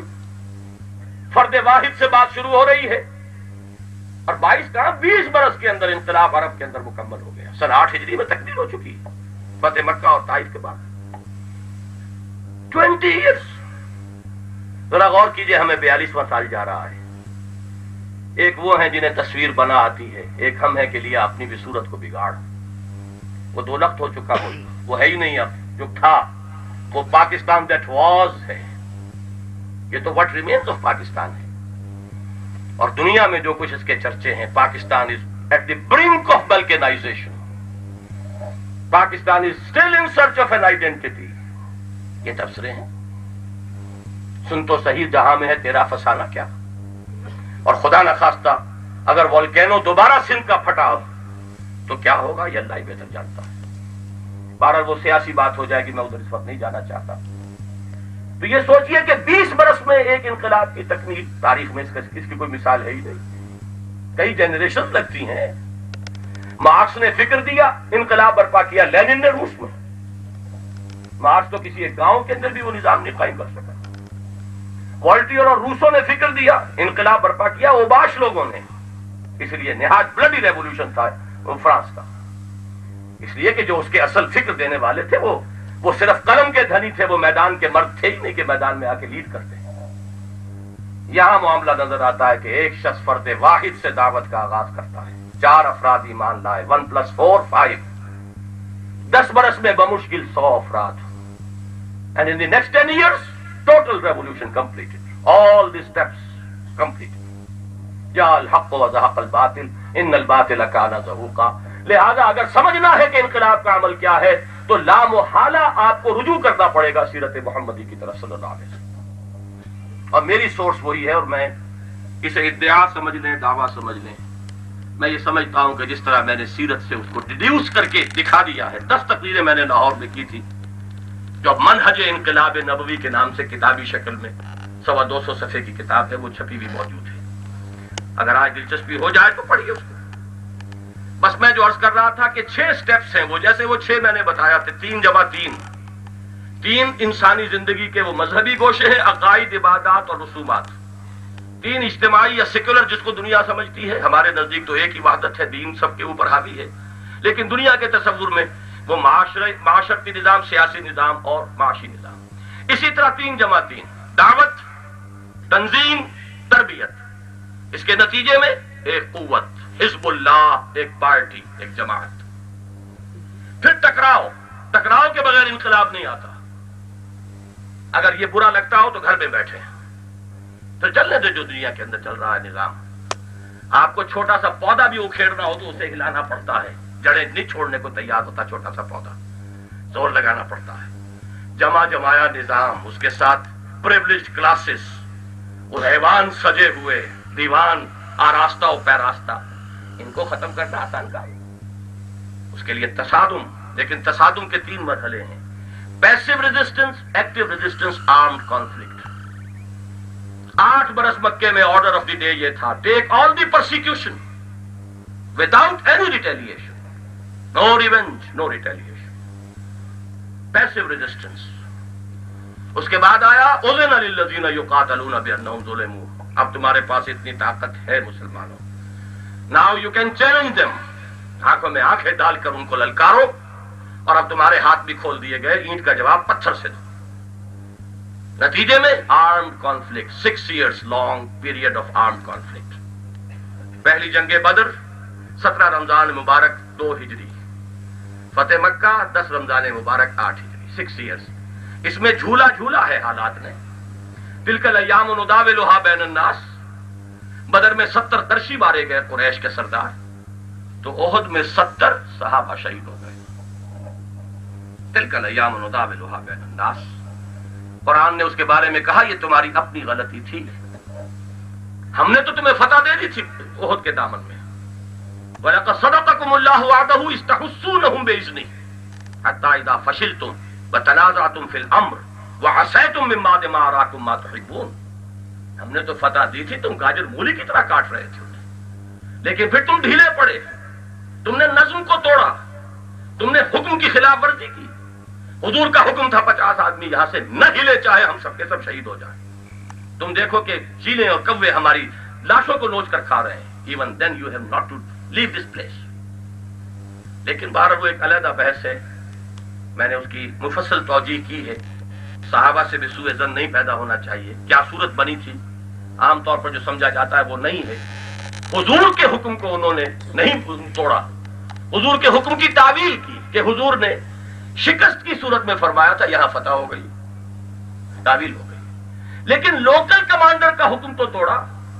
وہ آخری وقت تک کہتے رہے حضرت جبیر رضی اللہ تعالیٰ مت ہلو یہاں سے، لیکن 35 افراد چھوڑ کر چلے گئے تو اللہ نے سزا دی اس انڈسپلن کی. چاہتا تو کنڈون کرتا، لیکن تمہیں آگے بڑے بڑے امتحانات سے گزرنا ہے. اگر تمہیں کوئی سرزنش نہ ہو اور تمہیں سزا نہ دی جائے تو تمہارے اندر کچائی رہ جائے. بہرحال وہ ایک علیحدہ مسئلہ ہے. جن حضرات کو تفصیل سے دلچسپی ہو وہ اس کتاب کو پڑھیں. 3 × 3 6 ہیں وہ مراحل. دعوت، اب اس کے تقاضے کیا ہیں، لوازم کیا ہیں. تنظیم کیسی ہونی چاہیے، ڈھیلی ڈھالی یا کوئی منظم سم و تعات والی ڈسپلن، آرمی کے ڈسپلن والی کہ there is not to reason why there is but to do and die, یا یہ کہ ڈھیلی ڈھالی 4 آنے والی ممبری والی. اور تزکیہ کیسا ہونا چاہیے، آیا وہ خانقاہی تزکیہ ہوگا یا وہ کوئی میدان کا تزکیہ ہوگا. اس میں پھر بحثیں ہیں، اس کو پڑھیے. 3 کے نتیجے میں قوت وجود میں آ گئی، طاقت وجود میں آ گئی. اب اس طاقت کو ٹکرانا ہے، لیکن جب تک طاقت اتنی نہیں ہے کہ آپ اوپن ایک کانفلکٹ میں آ سکیں، چیلنج کر سکیں اوپنلی، تو پیسو ریزسٹنس، زبان سے کہتے رہو، حق کو حق کہو، باطل کو باطل کہو، نہیں انل منکر باللسان کرتے رہو، لیکن جو بھی آپ پر آئے پرسیکیوشن وربل اور فزیکل ٹیک اٹ پیشنٹلی. البتہ جب ہو جائے طاقت تو اب آؤ میدان میں، انہیں چیلنج کرو. ایکٹیو ریزسٹنس، آگے بڑھو یا وقت کی رفتار روک دو. اور اس کے بعد آخری مرحلہ ہے آرمڈ کانفلکٹ، مسلح تصادم. اب ظاہر بات ہے جب یہ مرحلہ آ جائے گا تو یا تخت یا تختہ، نو تھرڈ پاسبلٹی. جب وہاں آ گئے تو یا تو مناسب تیاری کے بعد قدم اٹھایا تھا تو کامیابی ہو جائے گی، پری میچورلی کر لیا تھا کچے پکے لوگوں کے ساتھ، نہ تنظیم تھی، نہ تربیت تھی، نہ تزکیہ تھا، تو ناکام ہو جاؤ. بہرحال یہ 6 ہیں سٹیپس. میں اس کو اس لیے مختصر کر رہا ہوں کہ میں اس کتاب کا حوالہ دے کر آگے بڑھ رہا ہوں. اور 5واں سوال ہے، آیا یہ صرف فرض منصبی محمد الرسول اللہ صلی اللہ علیہ وسلم کا تھا یا یہ امت کا بھی ہے؟ اس کو اچھی طرح سمجھنے کی ضرورت ہے، اس لیے کہ بہت سے لوگ، انسان جو ہے کام چوری کے لیے بہانے تلاش کرتا ہے، اپنی ذمہ داری سے بچنے کے لیے فلسفے تراشتا ہے. اس لیے کہ کسے پسند ہے، جگر کا شعر مجھے بہت پسند ہے، تپتی راہیں مجھ کو پکاریں، دامن پکڑے چھاؤں کھنیری، انقلاب کا راستہ پرصعوبت راستہ ہے. اسٹرگل، کانفلکٹ، سیکریفائس، اس کے بغیر انقلاب نہیں آتا. کمیونسٹ ریولوشن نہیں آتا اس کے بغیر، اسلامی کہاں سے آ جائے گا؟ حالانکہ کمیونسٹ ریولوشن کی تو اپیل جو ہے وہ آپ کے نفس کی اپیل ہے، روٹی کپڑا اور مکان. اسی لیے تو ایک وہ جو اقبال ہی نے کہا ہے ابلیس کی مجلس شورا میں کہ کیا امامان سیاست، کیا کلیسا کے شیوخ، سب کو دیوانہ بنا سکتی ہے میری ایک ہو. وہ ہو روٹی کپڑا اور مکان کی پوری قوم کو دیوانہ بنا گئی تھی کہ نہیں؟ اس لیے کہ وہ مادہ ہمارے اندر ہے، بارود تو ہے، صرف چنگاری دکھانی ہے نا. کس کا نفس جو ہے وہ ان چیزوں کی ضرورت کا اور احتیاج کا احساس نہیں رکھتا. لیکن روحانیت کے رخ پر ڈالنا، اخلاق کے رخ پر ڈالنا، ایمان کے رخ پر ڈالنا، یہ تو کہیں 100 گنا زیادہ مشکل کام ہے. یہ نفس کے تقاضوں والی بات نہیں ہے. اس میں ریوارڈ بھی ہے تو وہ ادھار ہے، آخرت کا ہے. جان نقد چاہیے یہاں اور اس کا بدلہ ادھار ہے، آخرت میں ملے گا. تو آسان کام نہیں. تو جان لیجئے کہ اس سے بچنے کے لیے بہت سے فلسفے اس وقت تراش لیے گئے ہیں. جو بھی میرا مطالعہ ہے قرآن حکیم کا، میں چند باتیں اس میں عرض کر رہا ہوں. کہ اس کی روح سے بالکل روز روشن کی طرح ہے کہ یہ کام ہمیں کرنا ہے. یہ امت کا فرض ہے، امت کے ذمہ قرض ہے محمد الرسول اللہ صلی اللہ علیہ وسلم کا. دیکھیے سیدھی سیدھی بات ہے، ہم بڑے ہی فخر سے کہتے ہیں کہ حضور کو پوری نوع انسانی کے لیے مبعوث کیا گیا. قرآن کی نص ہے وَمَا أَرْسَلْنَاكَ إِلَّا كَافَّةً لِلنَّاسِ بَشِيرًا وَنَذِيرًا. آپ کی بعثت ہے پوری نوع انسانی کے لیے. وَمَا أَرْسَلْنَاكَ إِلَّا رَحْمَةً لِلْعَالَمِينَ. وہ نظام عدل وہ صرف عرب والوں کے لیے نہیں تھا، پوری نوع انسانی کے لیے تھا. وہ بیڑیاں لوگوں کی کاٹنا، غلامیوں سے نجات دلانا، ظلم و ستم کے پنجوں سے نجات دلانا، یہ صرف عرب کے لیے تو نہیں تھا. وہ نظام عدل اجتماعی رحمت ہے، وہ رحمت تھا پوری نوع انسانی کے لیے. یہی وجہ ہے، بڑا پیارا جملہ مجھے یاد آ گیا، جب ایرانیوں سے جنگ شروع ہوئی ہے حضرت عمر رضی اللہ تعالیٰ عنہ کے زمانے میں، تو سعد ابن ابی وقاص سے سالار تھے رضی اللہ تعالیٰ عنہ، اور رستم کی طرف سے براہ راست جو ہے ایک سوال ان کے سامنے لایا گیا کہ یہ آپ لوگ کیوں ہم سے جنگ کر رہے ہیں، کیوں حملہ کیا؟ کوئی ڈسپیوٹ نہیں تھا، اور پہلے بھی آپ لوگ آتے تھے، ٹرائبل ریڈز کیا کرتے تھے، کچھ لوٹ مار کرتے تھے، چلے جاتے تھے. اب جو ہماری جان نہیں چھوڑ رہے، سبب کیا ہے؟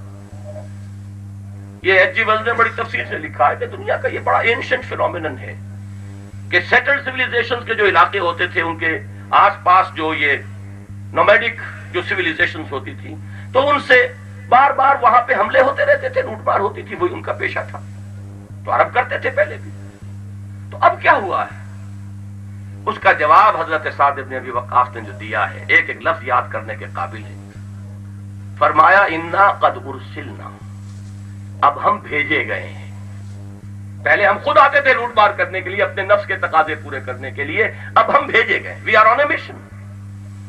اللہ نے بھیجا محمد کو صلی اللہ علیہ وسلم، محمد نے بھیجا ہمیں صلی اللہ علیہ وسلم. کس لیے بھیجا؟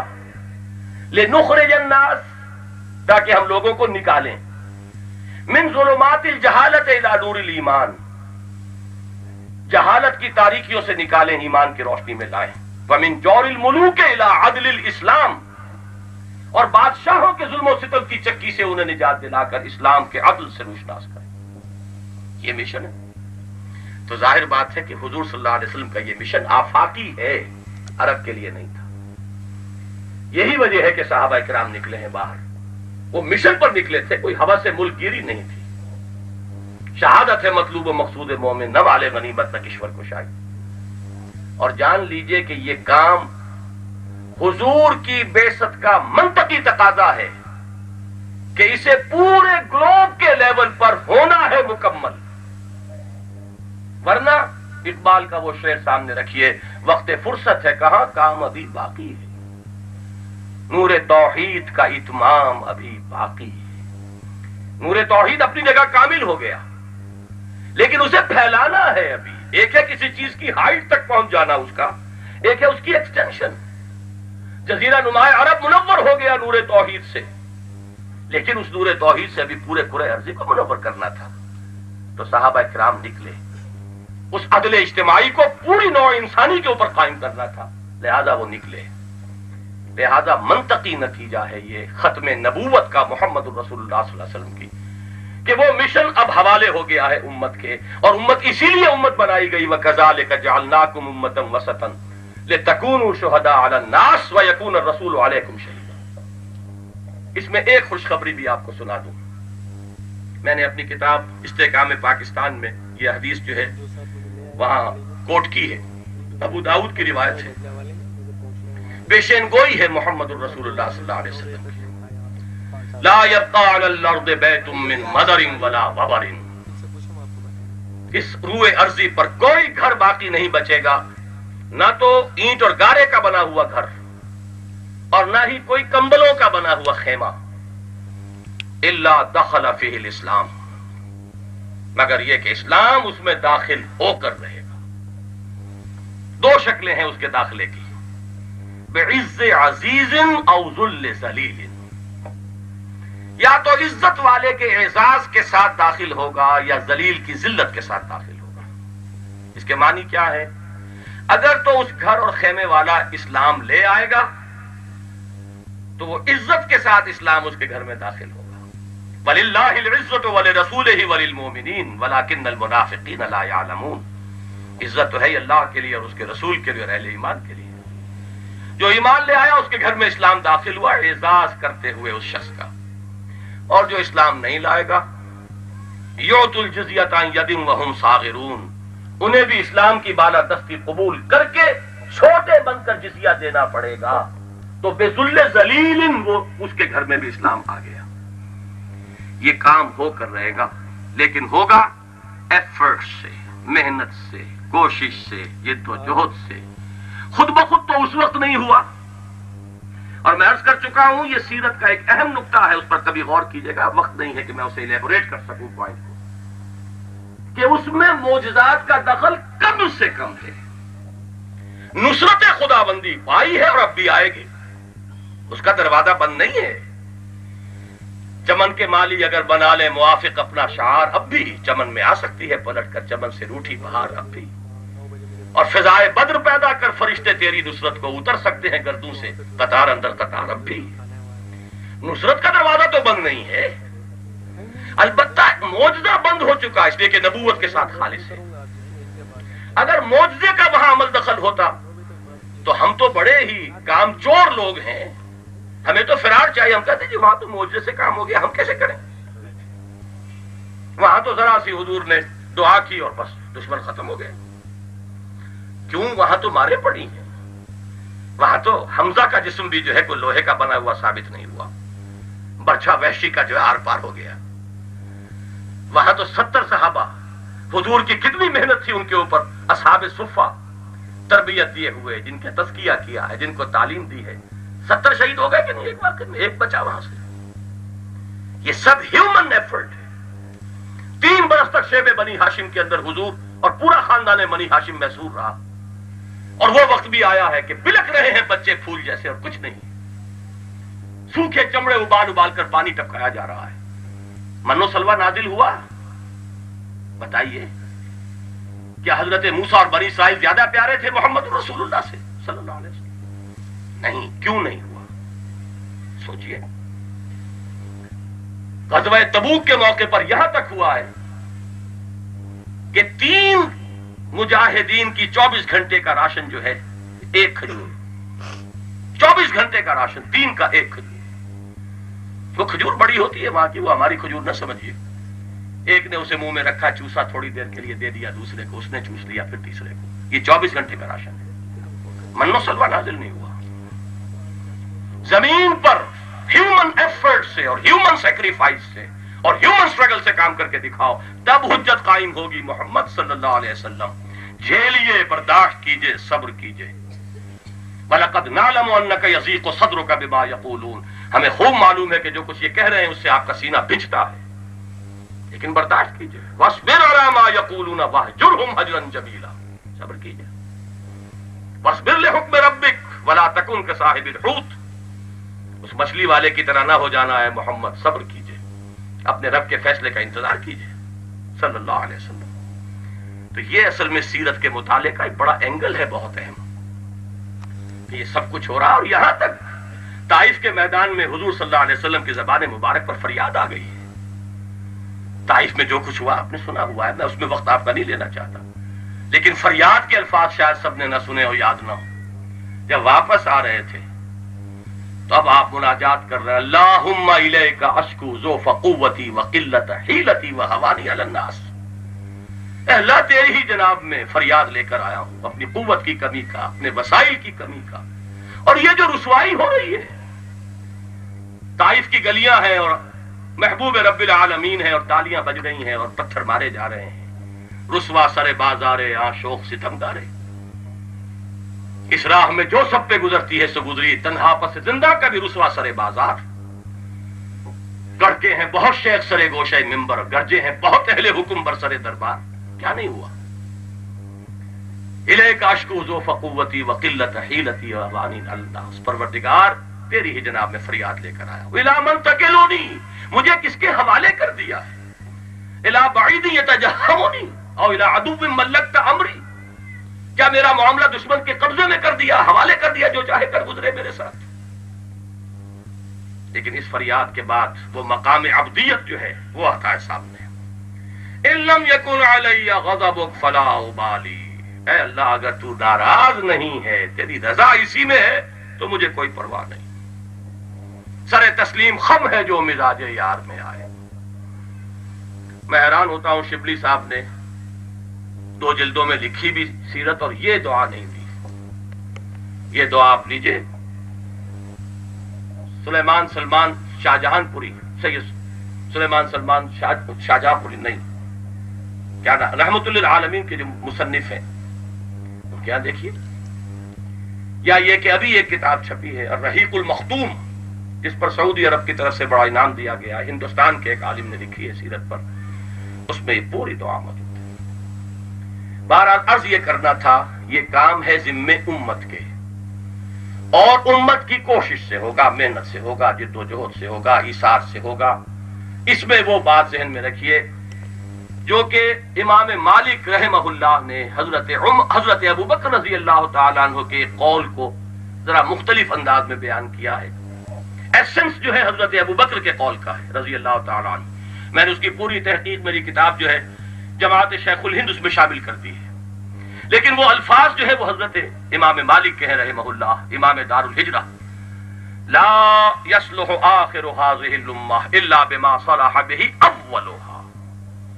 اس امت کے آخری حصے کی اصلاح نہیں ہو سکے گی مگر اسی طور سے جس طور سے کہ پہلے حصے کی اصلاح ہوئی تھی. میتھوڈالوجی وہیں سے لینی ہوگی. کمیونسٹوں سے ان کی ٹیکنیکس مستعار لے کر ہم چاہیں کہ اسلامی انقلاب لے آئیں ناممکن. ہر ایک کے لیے، ہر کام کے لیے ایک میتھڈ ہے، ایک طریقہ ہے. ہر کام ہر طریقے سے نہیں ہو سکتا. ہر کام کے لیے اس کے ایک مناسب میتھوڈالوجی ہے، اس کا ایک طریقہ کار اختیار کرنا پڑے گا. اور یہاں طریقہ کار صرف محمد الرسول اللہ کا ہوگا صلی اللہ علیہ وسلم. پہلی بات تو یہ کہ جیسے وہاں ہوا تھا، کسی ایک ملک میں پہلے انقلاب آیا، پھر توسیع ہوئی. تھمتا نہ تھا کسی سے سیل رواں ہمارا.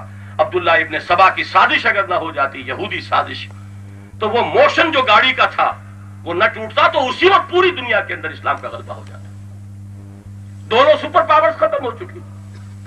رومن امپائر کی 2 ٹانگیں ٹوٹ چکی، صرف ایک سلامت رہ گئی تھی، یورپین. نارتھ افریقہ سے اس کو بے دخل کیا جا چکا، ویسٹ ایشیا سے بے دخل کیا جا چکا تھا. اور کسرا کی امپائر ختم. 2 ہی سپر پاورز تھی اس ایج کی. اب تھا کون جو مقابلہ کر سکتا؟ یہ انٹرنل سیبوٹاج تھا عبداللہ ابن سبا کا، جس نے مسلمانوں کو آپس میں ٹکرا دیا. گاڑی کی موشن ٹوٹ گئی. چڑھائی پر چڑھنے والی گاڑی کی ایک دفعہ موشن ٹوٹ جائے بڑی قیامت آتی ہے، ہر ڈرائیور کو معلوم. بہرحال وہ ایک علیحدہ بحث ہو جائے گی. وہ کام ہے جو ہونا ہے، پھر ہوگا کسی ایک ملک میں پہلے، پھر ایکسٹینشن ہوگی. اللہ کرے کہ وہ ملک یہ ہو. اس لیے کہ کبھی بھولی ہوئی منزل بھی یاد آتی ہے راہی کو. وہ ہم نے جو پاکستان لیا اس لیے لیا کہ ہم اسلام کے اصول حریت و اخوت و مساوات کا ایک نمونہ دنیا کے سامنے پیش کرنا چاہتے ہیں. شاید کہ یاد آ جائے. 40 برس تک بنی اسرائیل بھی بھٹکے تھے صحرائے تیہ میں، ہم بھی بھٹکتے چلے آئے ہیں. شاید کہ اب یاد آ جائے. پھر دلوں کو یاد آ جائے گا پیغام سجود. پھر جبیں عرض حرم سے آشنا ہو جائے گی. ہوگا، اللہ کرے کہ یہی ملک ہو جائے، لیکن ہوگا ایفرٹ سے، محنت سے، قربانی سے، جد و جہد سے، کوشش سے. اللہ جس کو قبول فرما لے، یہ اللہ کا فضل ہوگا. جس خطے عرضی کو قبول فرما لے. باتیں ہم نے بھی سنی، میرے عرب کو آئی ٹھنڈی ہوا جہاں سے. یہ جھولولا تھا، یہ جوش تھا. بچوں کی حیثیت سے، ہائی اسکول کے طلباء کی حیثیت سے نعرے لگا رہے تھے پاکستان کا مطلب کیا، لا الہ الا اللہ.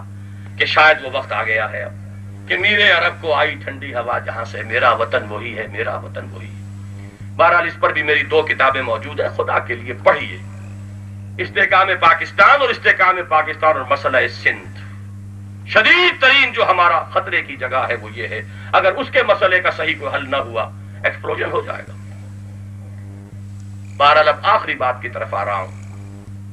اس میں اجتہاد کی کہاں ضرورت ہے؟ میرے نزدیک ایک مقام پر ہے. 3 کام پہلے وہی ہوں گے، دعوت اسی پیٹرن پر دینی پڑے گی. وہ پیٹرن کیا ہے میں نے بیان نہیں کیا، وہ کتاب سے آپ دیکھیے۔ تربیت اسی نہج پر دینی ہوگی۔ خانقاہی تربیت مجاہد نہیں پیدا کرتی۔ خانقاہی تربیت جو ہے وہ آدمی کے اندر کی صفائی کر کے، ہو سکتا ہے اسے کشف بھی ہونے لگے، اسے الہام بھی ہونے لگے، اسے بہت سی چیزیں جو ہے معلوم ہو جائیں، اس سے کوئی کرامات کا ظہور بھی ہونے لگے، مرد میدان نہیں بنتا۔ اس کے لیے وہ محمدی طریقے تزکیہ علی صاحب الصلاۃ والسلام وہ اختیار کرنا پڑے گا۔ دعوت کا نہج وہ ہو، تربیت کا نہج وہ ہو، تنظیم کا نہج وہ ہو، ویسی مضبوط تنظیم۔ یہ تو وہی کام کرنے ہوں گے جو اس وقت ہوئے ہیں، کوئی سرے منہ فرق نہیں۔ پھر جب تک طاقت نہیں ہے پیسو ریزسٹنس، اگر پری میچورلی وائلنٹ ہو گئی یہ تحریک کچل دی جائے گی۔ ایک وقت درکار ہے کہ اس میں جھیلو، برداشت کرو، صبر کرو، چاہے گالیاں دی جا رہی ہوں، چاہے جیلوں میں ٹھوسا جا رہا ہو۔ لیکن آخری دو مرحلے جو ہیں یہاں اب ایک خاص وجہ سے ایک میں مجتمع ہو جائیں گے۔ وہ وجہ پہلے سمجھ لیجئے۔ دو اعتبارات سے حالات کا فرق ہے۔ اجتہاد کی وہی ضرورت ہوتی ہے جہاں حالات کا فرق۔ حالات بین ہی وہ ہوں تو اجتہاد کا خامخواہ کا شوق جو ہے وہ نہیں چرانا چاہیے، وہ فتنہ بن جاتا ہے۔ نیا مسئلہ ہے، نئی صورت مسئلہ، نئی صورت احوال تو اجتہاد ہے۔ مسئلہ دو اعتبارات سے مختلف ہو چکا ہے۔ نمبر ایک، اس وقت جہاں بھی کہیں اسلامی انقلاب کی تحریک اٹھے گی مسلمانوں میں اٹھے گی، اور راستہ روکنے والے بھی مسلمان ہی ہوں گے۔ جاگیردار ہوں، سرمایہ دار ہوں، ڈکٹیٹرز ہوں، بادشاہ ہوں، مسلمان۔ وہاں کھلم کھلا کافر اور مسلمان کا معاملہ تھا، لہذا تلوار کے چلنے میں کوئی رکاوٹ ہی نہیں۔ یہاں بڑا فرق واقع ہو چکا ہے۔ معاملہ ہے مسلمان کا، فاسق ہو، فاجر ہو، کچھ بھی ہو، ہے تو مسلمان۔ نمبر دو، ڈسپیرٹی بہت ہو چکی ہے۔ آج کا یہ منظم معاشرہ جو ہے اس کے اندر حکومت کی قوت جو ہے وہ اتنی زیادہ ہے، اور عوام اتنے نہتے ہو چکے ہیں۔ ان دنوں کو چھوڑ دیجئے، یہ تو ایک اسپیشل دور ہے جس سے ہم گزر رہے ہیں، کلاشنکوف کلچر جو آپ کے ہاں آگے آئے۔ عام نارمل حالات کے اندر اب عوام کا کوئی مقابلہ مسلح تصادم میں حکومت کے ساتھ نہیں ہو سکتا۔ اس لیے کہ جب بھی یہاں پہ دیکھیے بہترین ڈیموکریسی بھی آ جائے گی تو وہ ڈیموکریسی میں جو حکومت ہوگی وہ ریفلیکٹ کرے گی اسی پاور بیسس کو کہ جو آپ کے معاشرے میں ہے، اور وہ لوگ آئیں گے تو وہ پروٹیکٹ کریں گے اپنے انہی پاور بیسس کو، تو they will be the defenders of that system. اور حکومت سے جو معاملہ پیش آئے گا تو ظاہر بات ہے کہ بہت ان ایکول مقابلہ ہے۔ فوج، پولیس، پیراملٹری فورسز، آپ دیکھیے ان کا اسلحہ عوام نہتے ہیں۔ لیکن انہی دو چیزوں کا جواب ہے جو تمدنی ارتقاء نے فراہم کیا ہے۔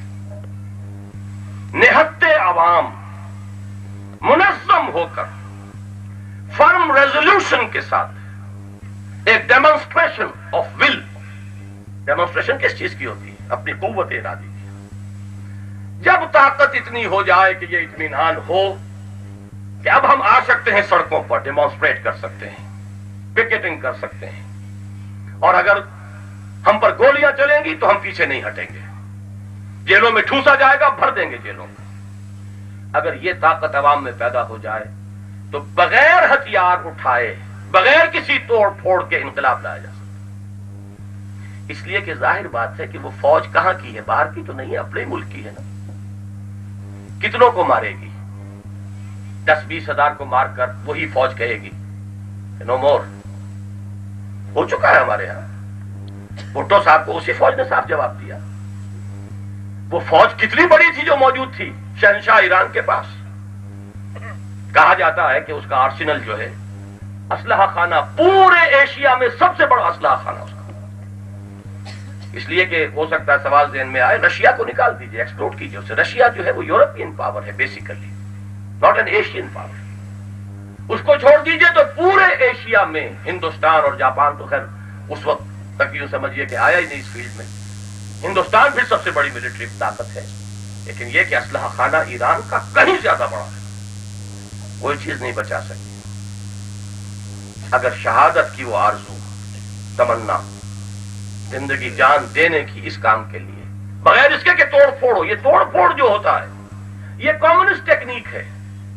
پھر جو وہ آنکھ بچولی پولیس سے کھیلی جاتی ہے یہ وہ کام نہیں ہے. آگے بڑھو اور گولیاں آئیں تو ٹھیک ہے, برداشت کرو, جھیلو اور جانے دو. یہی تو مطلوب و مقصود ہے. جو سنت ہے صحابہ کرام کی جو غزوہ موتا میں آئی کہ ہمیں تو شہادت درکار ہے. 1 کا 33 سے مقابلہ ہو گیا, کوئی پرواہ نہیں. 1 لاکھ کی فوج آ گئی تھی 3000 کے مقابلے میں. اب یہ ہے کہ پیسفل ڈیمونسٹریشن, اس کو میں ذرا 2 مثالوں سے واضح کر کے بات ختم کر دوں گا. ایک مثال میں دینا چاہتا ہوں, سکھ ایجیٹیشن. ایک ہوا تھا 30s میں, ایک چل رہا ہے آج کل. ان میں کیا فرق ہے اور نتیجہ کیا مختلف نکل رہا ہے؟ 30s میں ایک موومنٹ چلی تھی سکھوں کی, گردوارہ پربندک کمیٹی.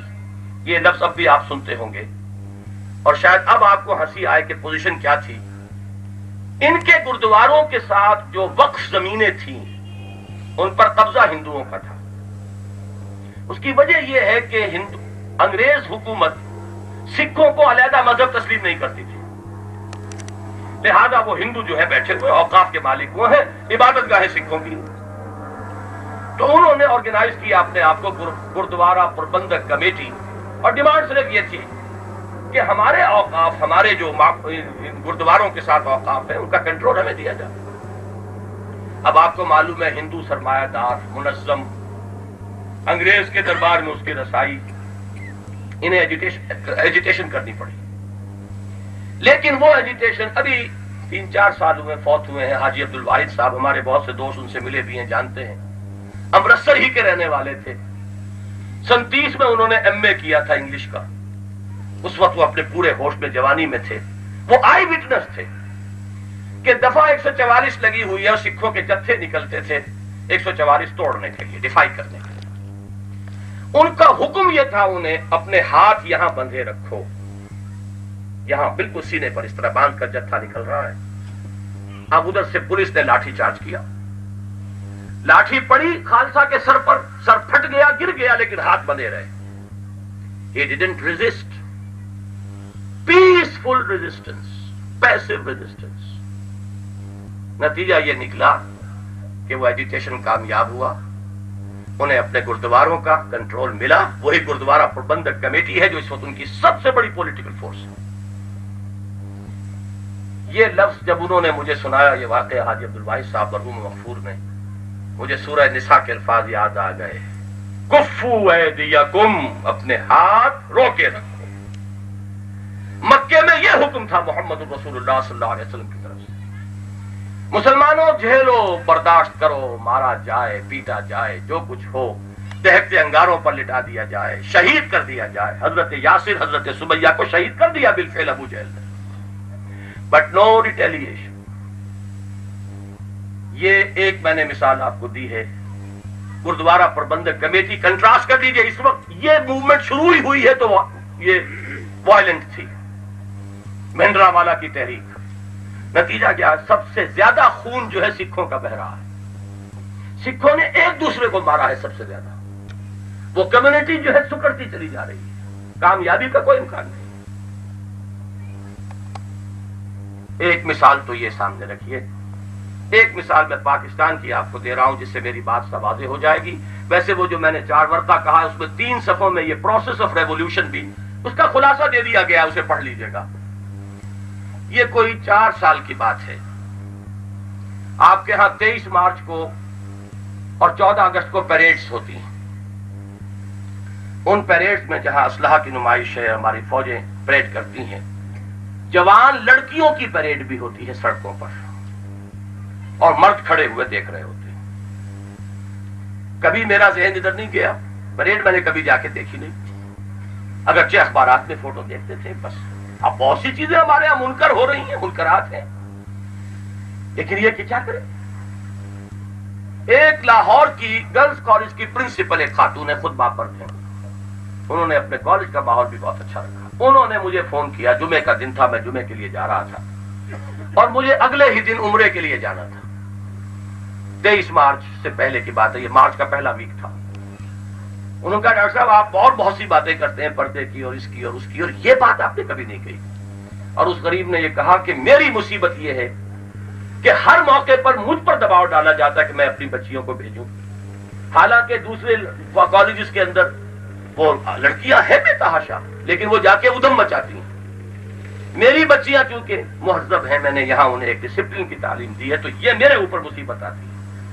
اے روشنی تبا تو برمن بلا شدی۔ تو میں نے اس روز جمعے میں جا کے تقریر کی۔ آرمی آفیسرز بھی وہاں کثرت سے آتے ہیں، باغ جناب گورنر ہاؤس قریب ہے، جی او آر بہت ساتھ ہے اس کے۔ میں نے کہا میں تو جا رہا ہوں خدا کے لیے جس شخص کی بھی رسائی ہے ضیاء الحق صاحب تک وہ بات پہنچائے کہ یہ منکر ہے، حرام ہے۔ ہم یہ نہیں کہتے کہ آپ لڑکیوں کو ملٹری ٹریننگ نہ دیں، کالجز میں آپ دیتے ہیں، پردہ والس ہوتی ہیں، کوئی حرج نہیں۔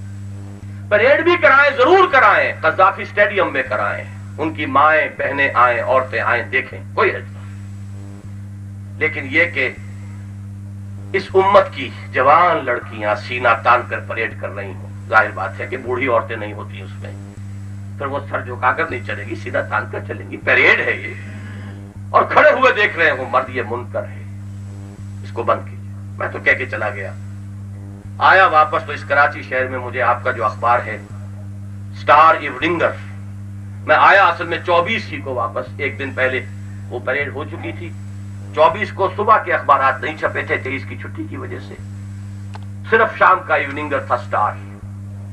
اس کی جو بینر ہیڈ لائن تھی بولڈ سب سے اوپر، اس کے الفاظ یہ تھے women's parade took place despite the letter of Mian Tufail. اس سے مجھے معلوم ہوا کہ میاں طفیل صاحب نے بھی کوئی خط لکھا، اور صدر ضیاء صاحب کو یا تو انہی پرنسپل صاحبہ نے ان سے بات کی ہوگی یا میری تقریر کی خبر ان تک پہنچی، پہلے انہیں بھی کبھی خیال نہیں آیا، لیکن اس وقت انہوں نے بھی کہا، خط بھی لکھا، لیکن پرنالہ وہیں بہا، اور یہاں جو اوریانی اور فحاشی کے علمبردار ہیں انہوں نے بغلیں بجائی کہ دیکھو اتنی بڑی مذہبی جماعت کے سربراہ نے خط بھی لکھ کے دیکھ لیا، پرنالہ وہیں بہا کہ نہیں۔ Women's parade took place despite the letter of Mian Tufail. بس اس کو ذہن میں رکھیے، اس سے بات سمجھ میں آ جائے گی۔ حدیث نبوی یہ ہے کہ تم کسی منکر کو دیکھو، تم پر فرض ہے کہ طاقت سے روکو، اگر اتنی طاقت نہیں ہے زبان سے روکو، اگر اتنی بھی طاقت نہیں ہے دل سے نفرت رکھو، اور یہ کم سے کم درجہ ہے ایمان کا، ذالک اضعف الایمان۔ بس اسی کو لائیے ریورس آرڈر میں۔ ظاہر بات ہے کہ جن کے دلوں میں بھی نہیں ہے ان سے تو ہمیں بات ہی نہیں کرنی اس وقت، جن کے دلوں میں ہے ان سے کہنا زبانیں کھولو، کچھ تو کہو، کچھ تو کہو۔ یہ ہے نہی عن المنکر باللسان، غلط کو غلط کہو، حرام کو حرام کہو، ناجائز کو ناجائز کہو، درخواست کرو کہ خدا کے لیے باز آ جاؤ، چھوڑ دو یہ لچھن، اللہ کے غضب کو مت دعوت دو۔ لیکن جب طاقت حاصل کر لو، وہ طاقت، دعوت، تربیت، تنظیم سے جو طاقت مہیا ہو، وہ طاقت کافی ہوگی تو پھر ہم چیلنج کریں گے کہ اب یہ کام ہم نہیں ہونے دیں گے، ہمارے جیتے جی یہ کام نہیں ہوگا، پھر آئیں گے۔ اگر منظم ہے، طاقت ہے، جان دینے کی آرزو ہے، تو پھر کون ہے کہ جو جیت جائے گا؟ البتہ یہ ضرور ہے کہ وہ پہلے 3 سٹیپ جو ہیں کنسولیڈیٹ کیے گئے ہیں، دعوت وہی ہو، تنظیم اسی طرح کی ہو، تربیت اسی انداز کی ہو، تب یہ کہ اگر مناسب طاقت بن جائے تو پھر یہ نہی عن المنکر بالید یہ انقلاب کا ذریعہ بن جائے گا۔ ویسے اصولی اعتبار سے فتوے کے درجے میں بتا دیتا ہوں، ایسے حالات ہو سکتے ہیں کہ مسلح بغاوت بھی کرنی پڑے۔ میں اعظم امام ابو حنیفہ رحمہ اللہ کا فتویٰ ہے کہ فساق و فجار حکمرانوں کے خلاف تلوار بھی اٹھائی جا سکتی ہے، خواہ وہ مسلمان ہو۔ البتہ شرط انہوں نے عائد کی ہے کہ طاقت اتنی بہم پہنچائی جا چکی ہو کہ کامیابی کم سے کم بظاہر احوال یقینی ہو جائے۔ یہ نہیں کہ تھوڑی سی طاقت جمع کی اور ٹکرا دیا اور وہ خون خرابہ کرا دیا اور پھر اس طریقے سے بار بار جو ہے وہ معاملہ کیا جاتا ہے۔ طاقت فراہم کرو۔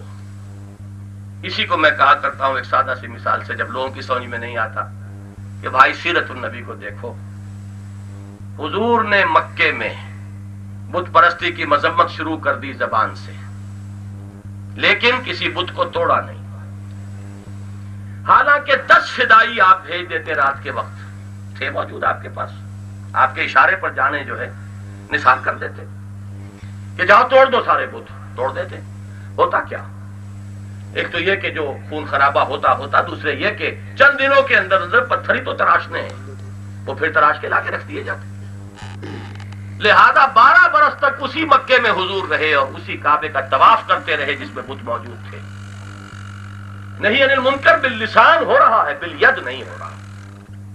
لیکن اس 12 برس کی محنت، دعوت، تنظیم، تربیت سے جب وہ قوت فراہم ہو گئی، پھر جب اذن للذین یقاتلون بانہم ظلموا، جب اجازت نامہ آ گیا آگے بڑھو، جب تصادم ہوا، پھر فاتح کی حیثیت سے جب 10 رمضان مبارک کو داخل ہوئے ہیں تو پہلا کام یہ کیا، جاء الحق وزهق الباطل ان الباطل کان زہوقا، ایک ایک بت کو توڑ دیا.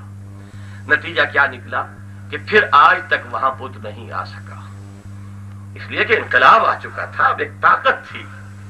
یہ کوئی صرف ایک چوری چھپے کا کیا ہوا کوئی کام نہیں تھا. یہ ہے وہ پروسیجر کے اندر اجتہادی معاملہ کہ جس کے ذریعے سے پیش قدمی کریں گے تو اللہ کو منظور ہوگا، اس کا فضل شامل حال ہوگا تو انقلاب آئے گا. میں الیکشن کا انتہائی قائل رہا اور میرے بیانات آپ سنتے رہے ہوں گے. سن 82 میں ضیاء صاحب کو میں نے خط لکھ دیا تھا کہ آپ نے جو یہ سیاسی گاڑی روکی ہوئی ہے اس ملک کی، اس ملک کے لیے بہت خطرناک ہے. لیکن میں یہ بھی اسی شد و مت کے ساتھ کہتا رہا ہوں، اس الیکشن سے اسلام نہیں آئے گا. ابھی آپ دیکھ لیجئے جو کچھ ہوگا، جس طرح کے اصول ٹوٹے ہیں اور جس طریقے کی گٹھ جوڑ اور توڑ پھوڑ ہوا ہے وہ سب کے سامنے. اس سے جو نتیجہ نکلے گا وہ بھی سب سامنے، آج نہیں تو کل سامنے آ جائے گا. پھر بھی ہم کہتے ہیں، میں دعا کرتا ہوں، مسجد میں اپنے ہاں دعا کرواتا ہوں، اللہ کرے کہ خیر و خوبی سے یہ الیکشن ہو جائے. اس ملک کی گاڑی جو ہے، جو بھی نظام قائم ہے، کم سے کم اس کو چلانے کے لیے پٹڑی کے اوپر جو ہے گاڑی چل جائے، ورنہ تو بہت بڑا اندیشہ ہے، بہت خطرہ ہے. لیکن یہ کہ اسلام تو اس سے نہیں آئے گا، اسلام اس راستے سے آئے گا جو سیرت محمدی علیہ صاحب الصلاۃ والسلام سے آپ کو ملتا ہے، اور سوائے اس ایک آخری معاملے کے کہیں کسی اجتہاد کی ضرورت نہیں. اور وہ اجتہاد ایک حقیقی اجتہاد کی ضرورت ہے، وہ میں نے آپ کے سامنے رکھ دیا. حضرات، میں آپ حضرات کا بہت ہی تہہ دل سے ممنون ہوں، شکریہ ادا کرتا ہوں. آپ نے جس صبر اور سکون کے ساتھ میری بات سنی ہے، اللہ کرے کہ یہ آپ کا شوق بڑھے، آپ ان مسائل پر غور کریں، پھر اس کے لیے کوئی لایہ عمل اگر سامنے آئے تو کمر ہمت کس کر میدان میں آنے کی کوشش کریں.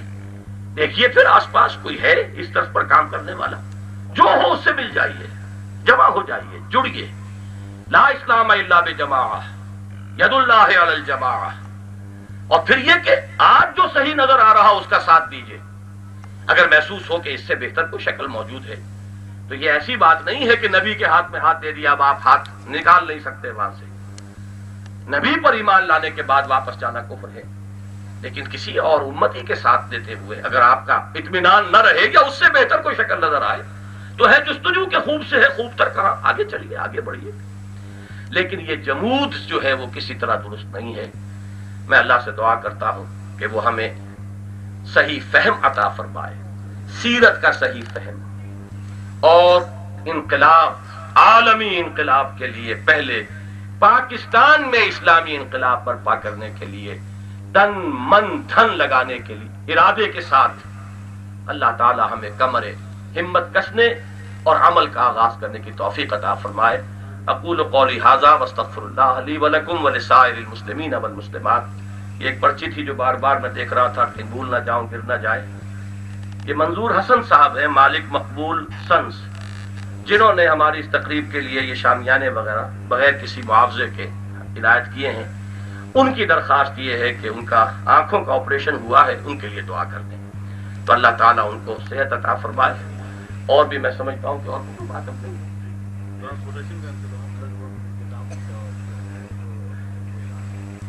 ایک تو ابھی نماز با جماعت ہم یہاں ادا کریں گے، وضو کا بھی محدود پیمانے پر انتظام یہاں ہے. کچھ حضرات کے لیے یہ ہے کہ یہاں پہ ٹرانسپورٹس وغیرہ کا انتظام ہے، گھبرائیں نہیں. اس کی کوشش جو ہے ہوگی کہ کرفیو کے وقت کے شروع ہونے سے پہلے وہاں پر سب لوگ پہنچ جائیں. سٹال یہاں لگا ہوا ہے. یہ انجمن خدام القرآن کا جس کتابچے کی قیمت سید صاحب نے کہہ دی 10 روپے، وہ قیمت نہیں ہے. اصل میں یہ ہے کہ اگر مفت تقسیم کیا جا رہا ہو کہیں تو ہر شخص بچہ بھی لے جائے گا، اس کا کچھ حاصل نہیں ہوتا. اس کا ایک ٹوکن ہدیہ ہے جو آپ گویا کہ ایک طریقے سے آپ وہ کنٹریبیوٹ کر رہے ہوں گے. وہ اسی لیے ہے تاکہ وہی لوگ لیں کہ جو واقعتاً سیریسلی سوچ رہے ہوں کہ انہیں اس انجمن کے ساتھ اشتراک عمل کرنا ہے. اسی میں فارم بھی ہے انجمن کا. باقی ہمارا یہاں پہ اسٹال لگا ہوا ہے. اس میں وہ منہج انقلاب نبوی بھی محدود تعداد میں ہوگی اور استحکام پاکستان. یہ تین چیزیں جو ہے بنیادی ہیں میں سمجھتا ہوں اس وقت, جو ہر پاکستانی باشعور مسلمان کو پڑھنی چاہیے. پھر اتفاق ہو تو ٹھیک, نہ ہو تو ٹھیک. الذی ہدانا لہذا وما کنا لنہتدی لولا ان ہدانا اللہ ربنا لا تزغ قلوبنا بعد اذ ہدیتنا وہب لنا من لدنک رحمہ انک انت الوہاب. اس اللہ کا شکر ہے جس نے ہمیں ہدایت عطا فرمائی, اور ہم ہرگز ہدایت یافتہ نہ ہوتے اگر اللہ ہی ہمیں ہدایت نہ دیتا.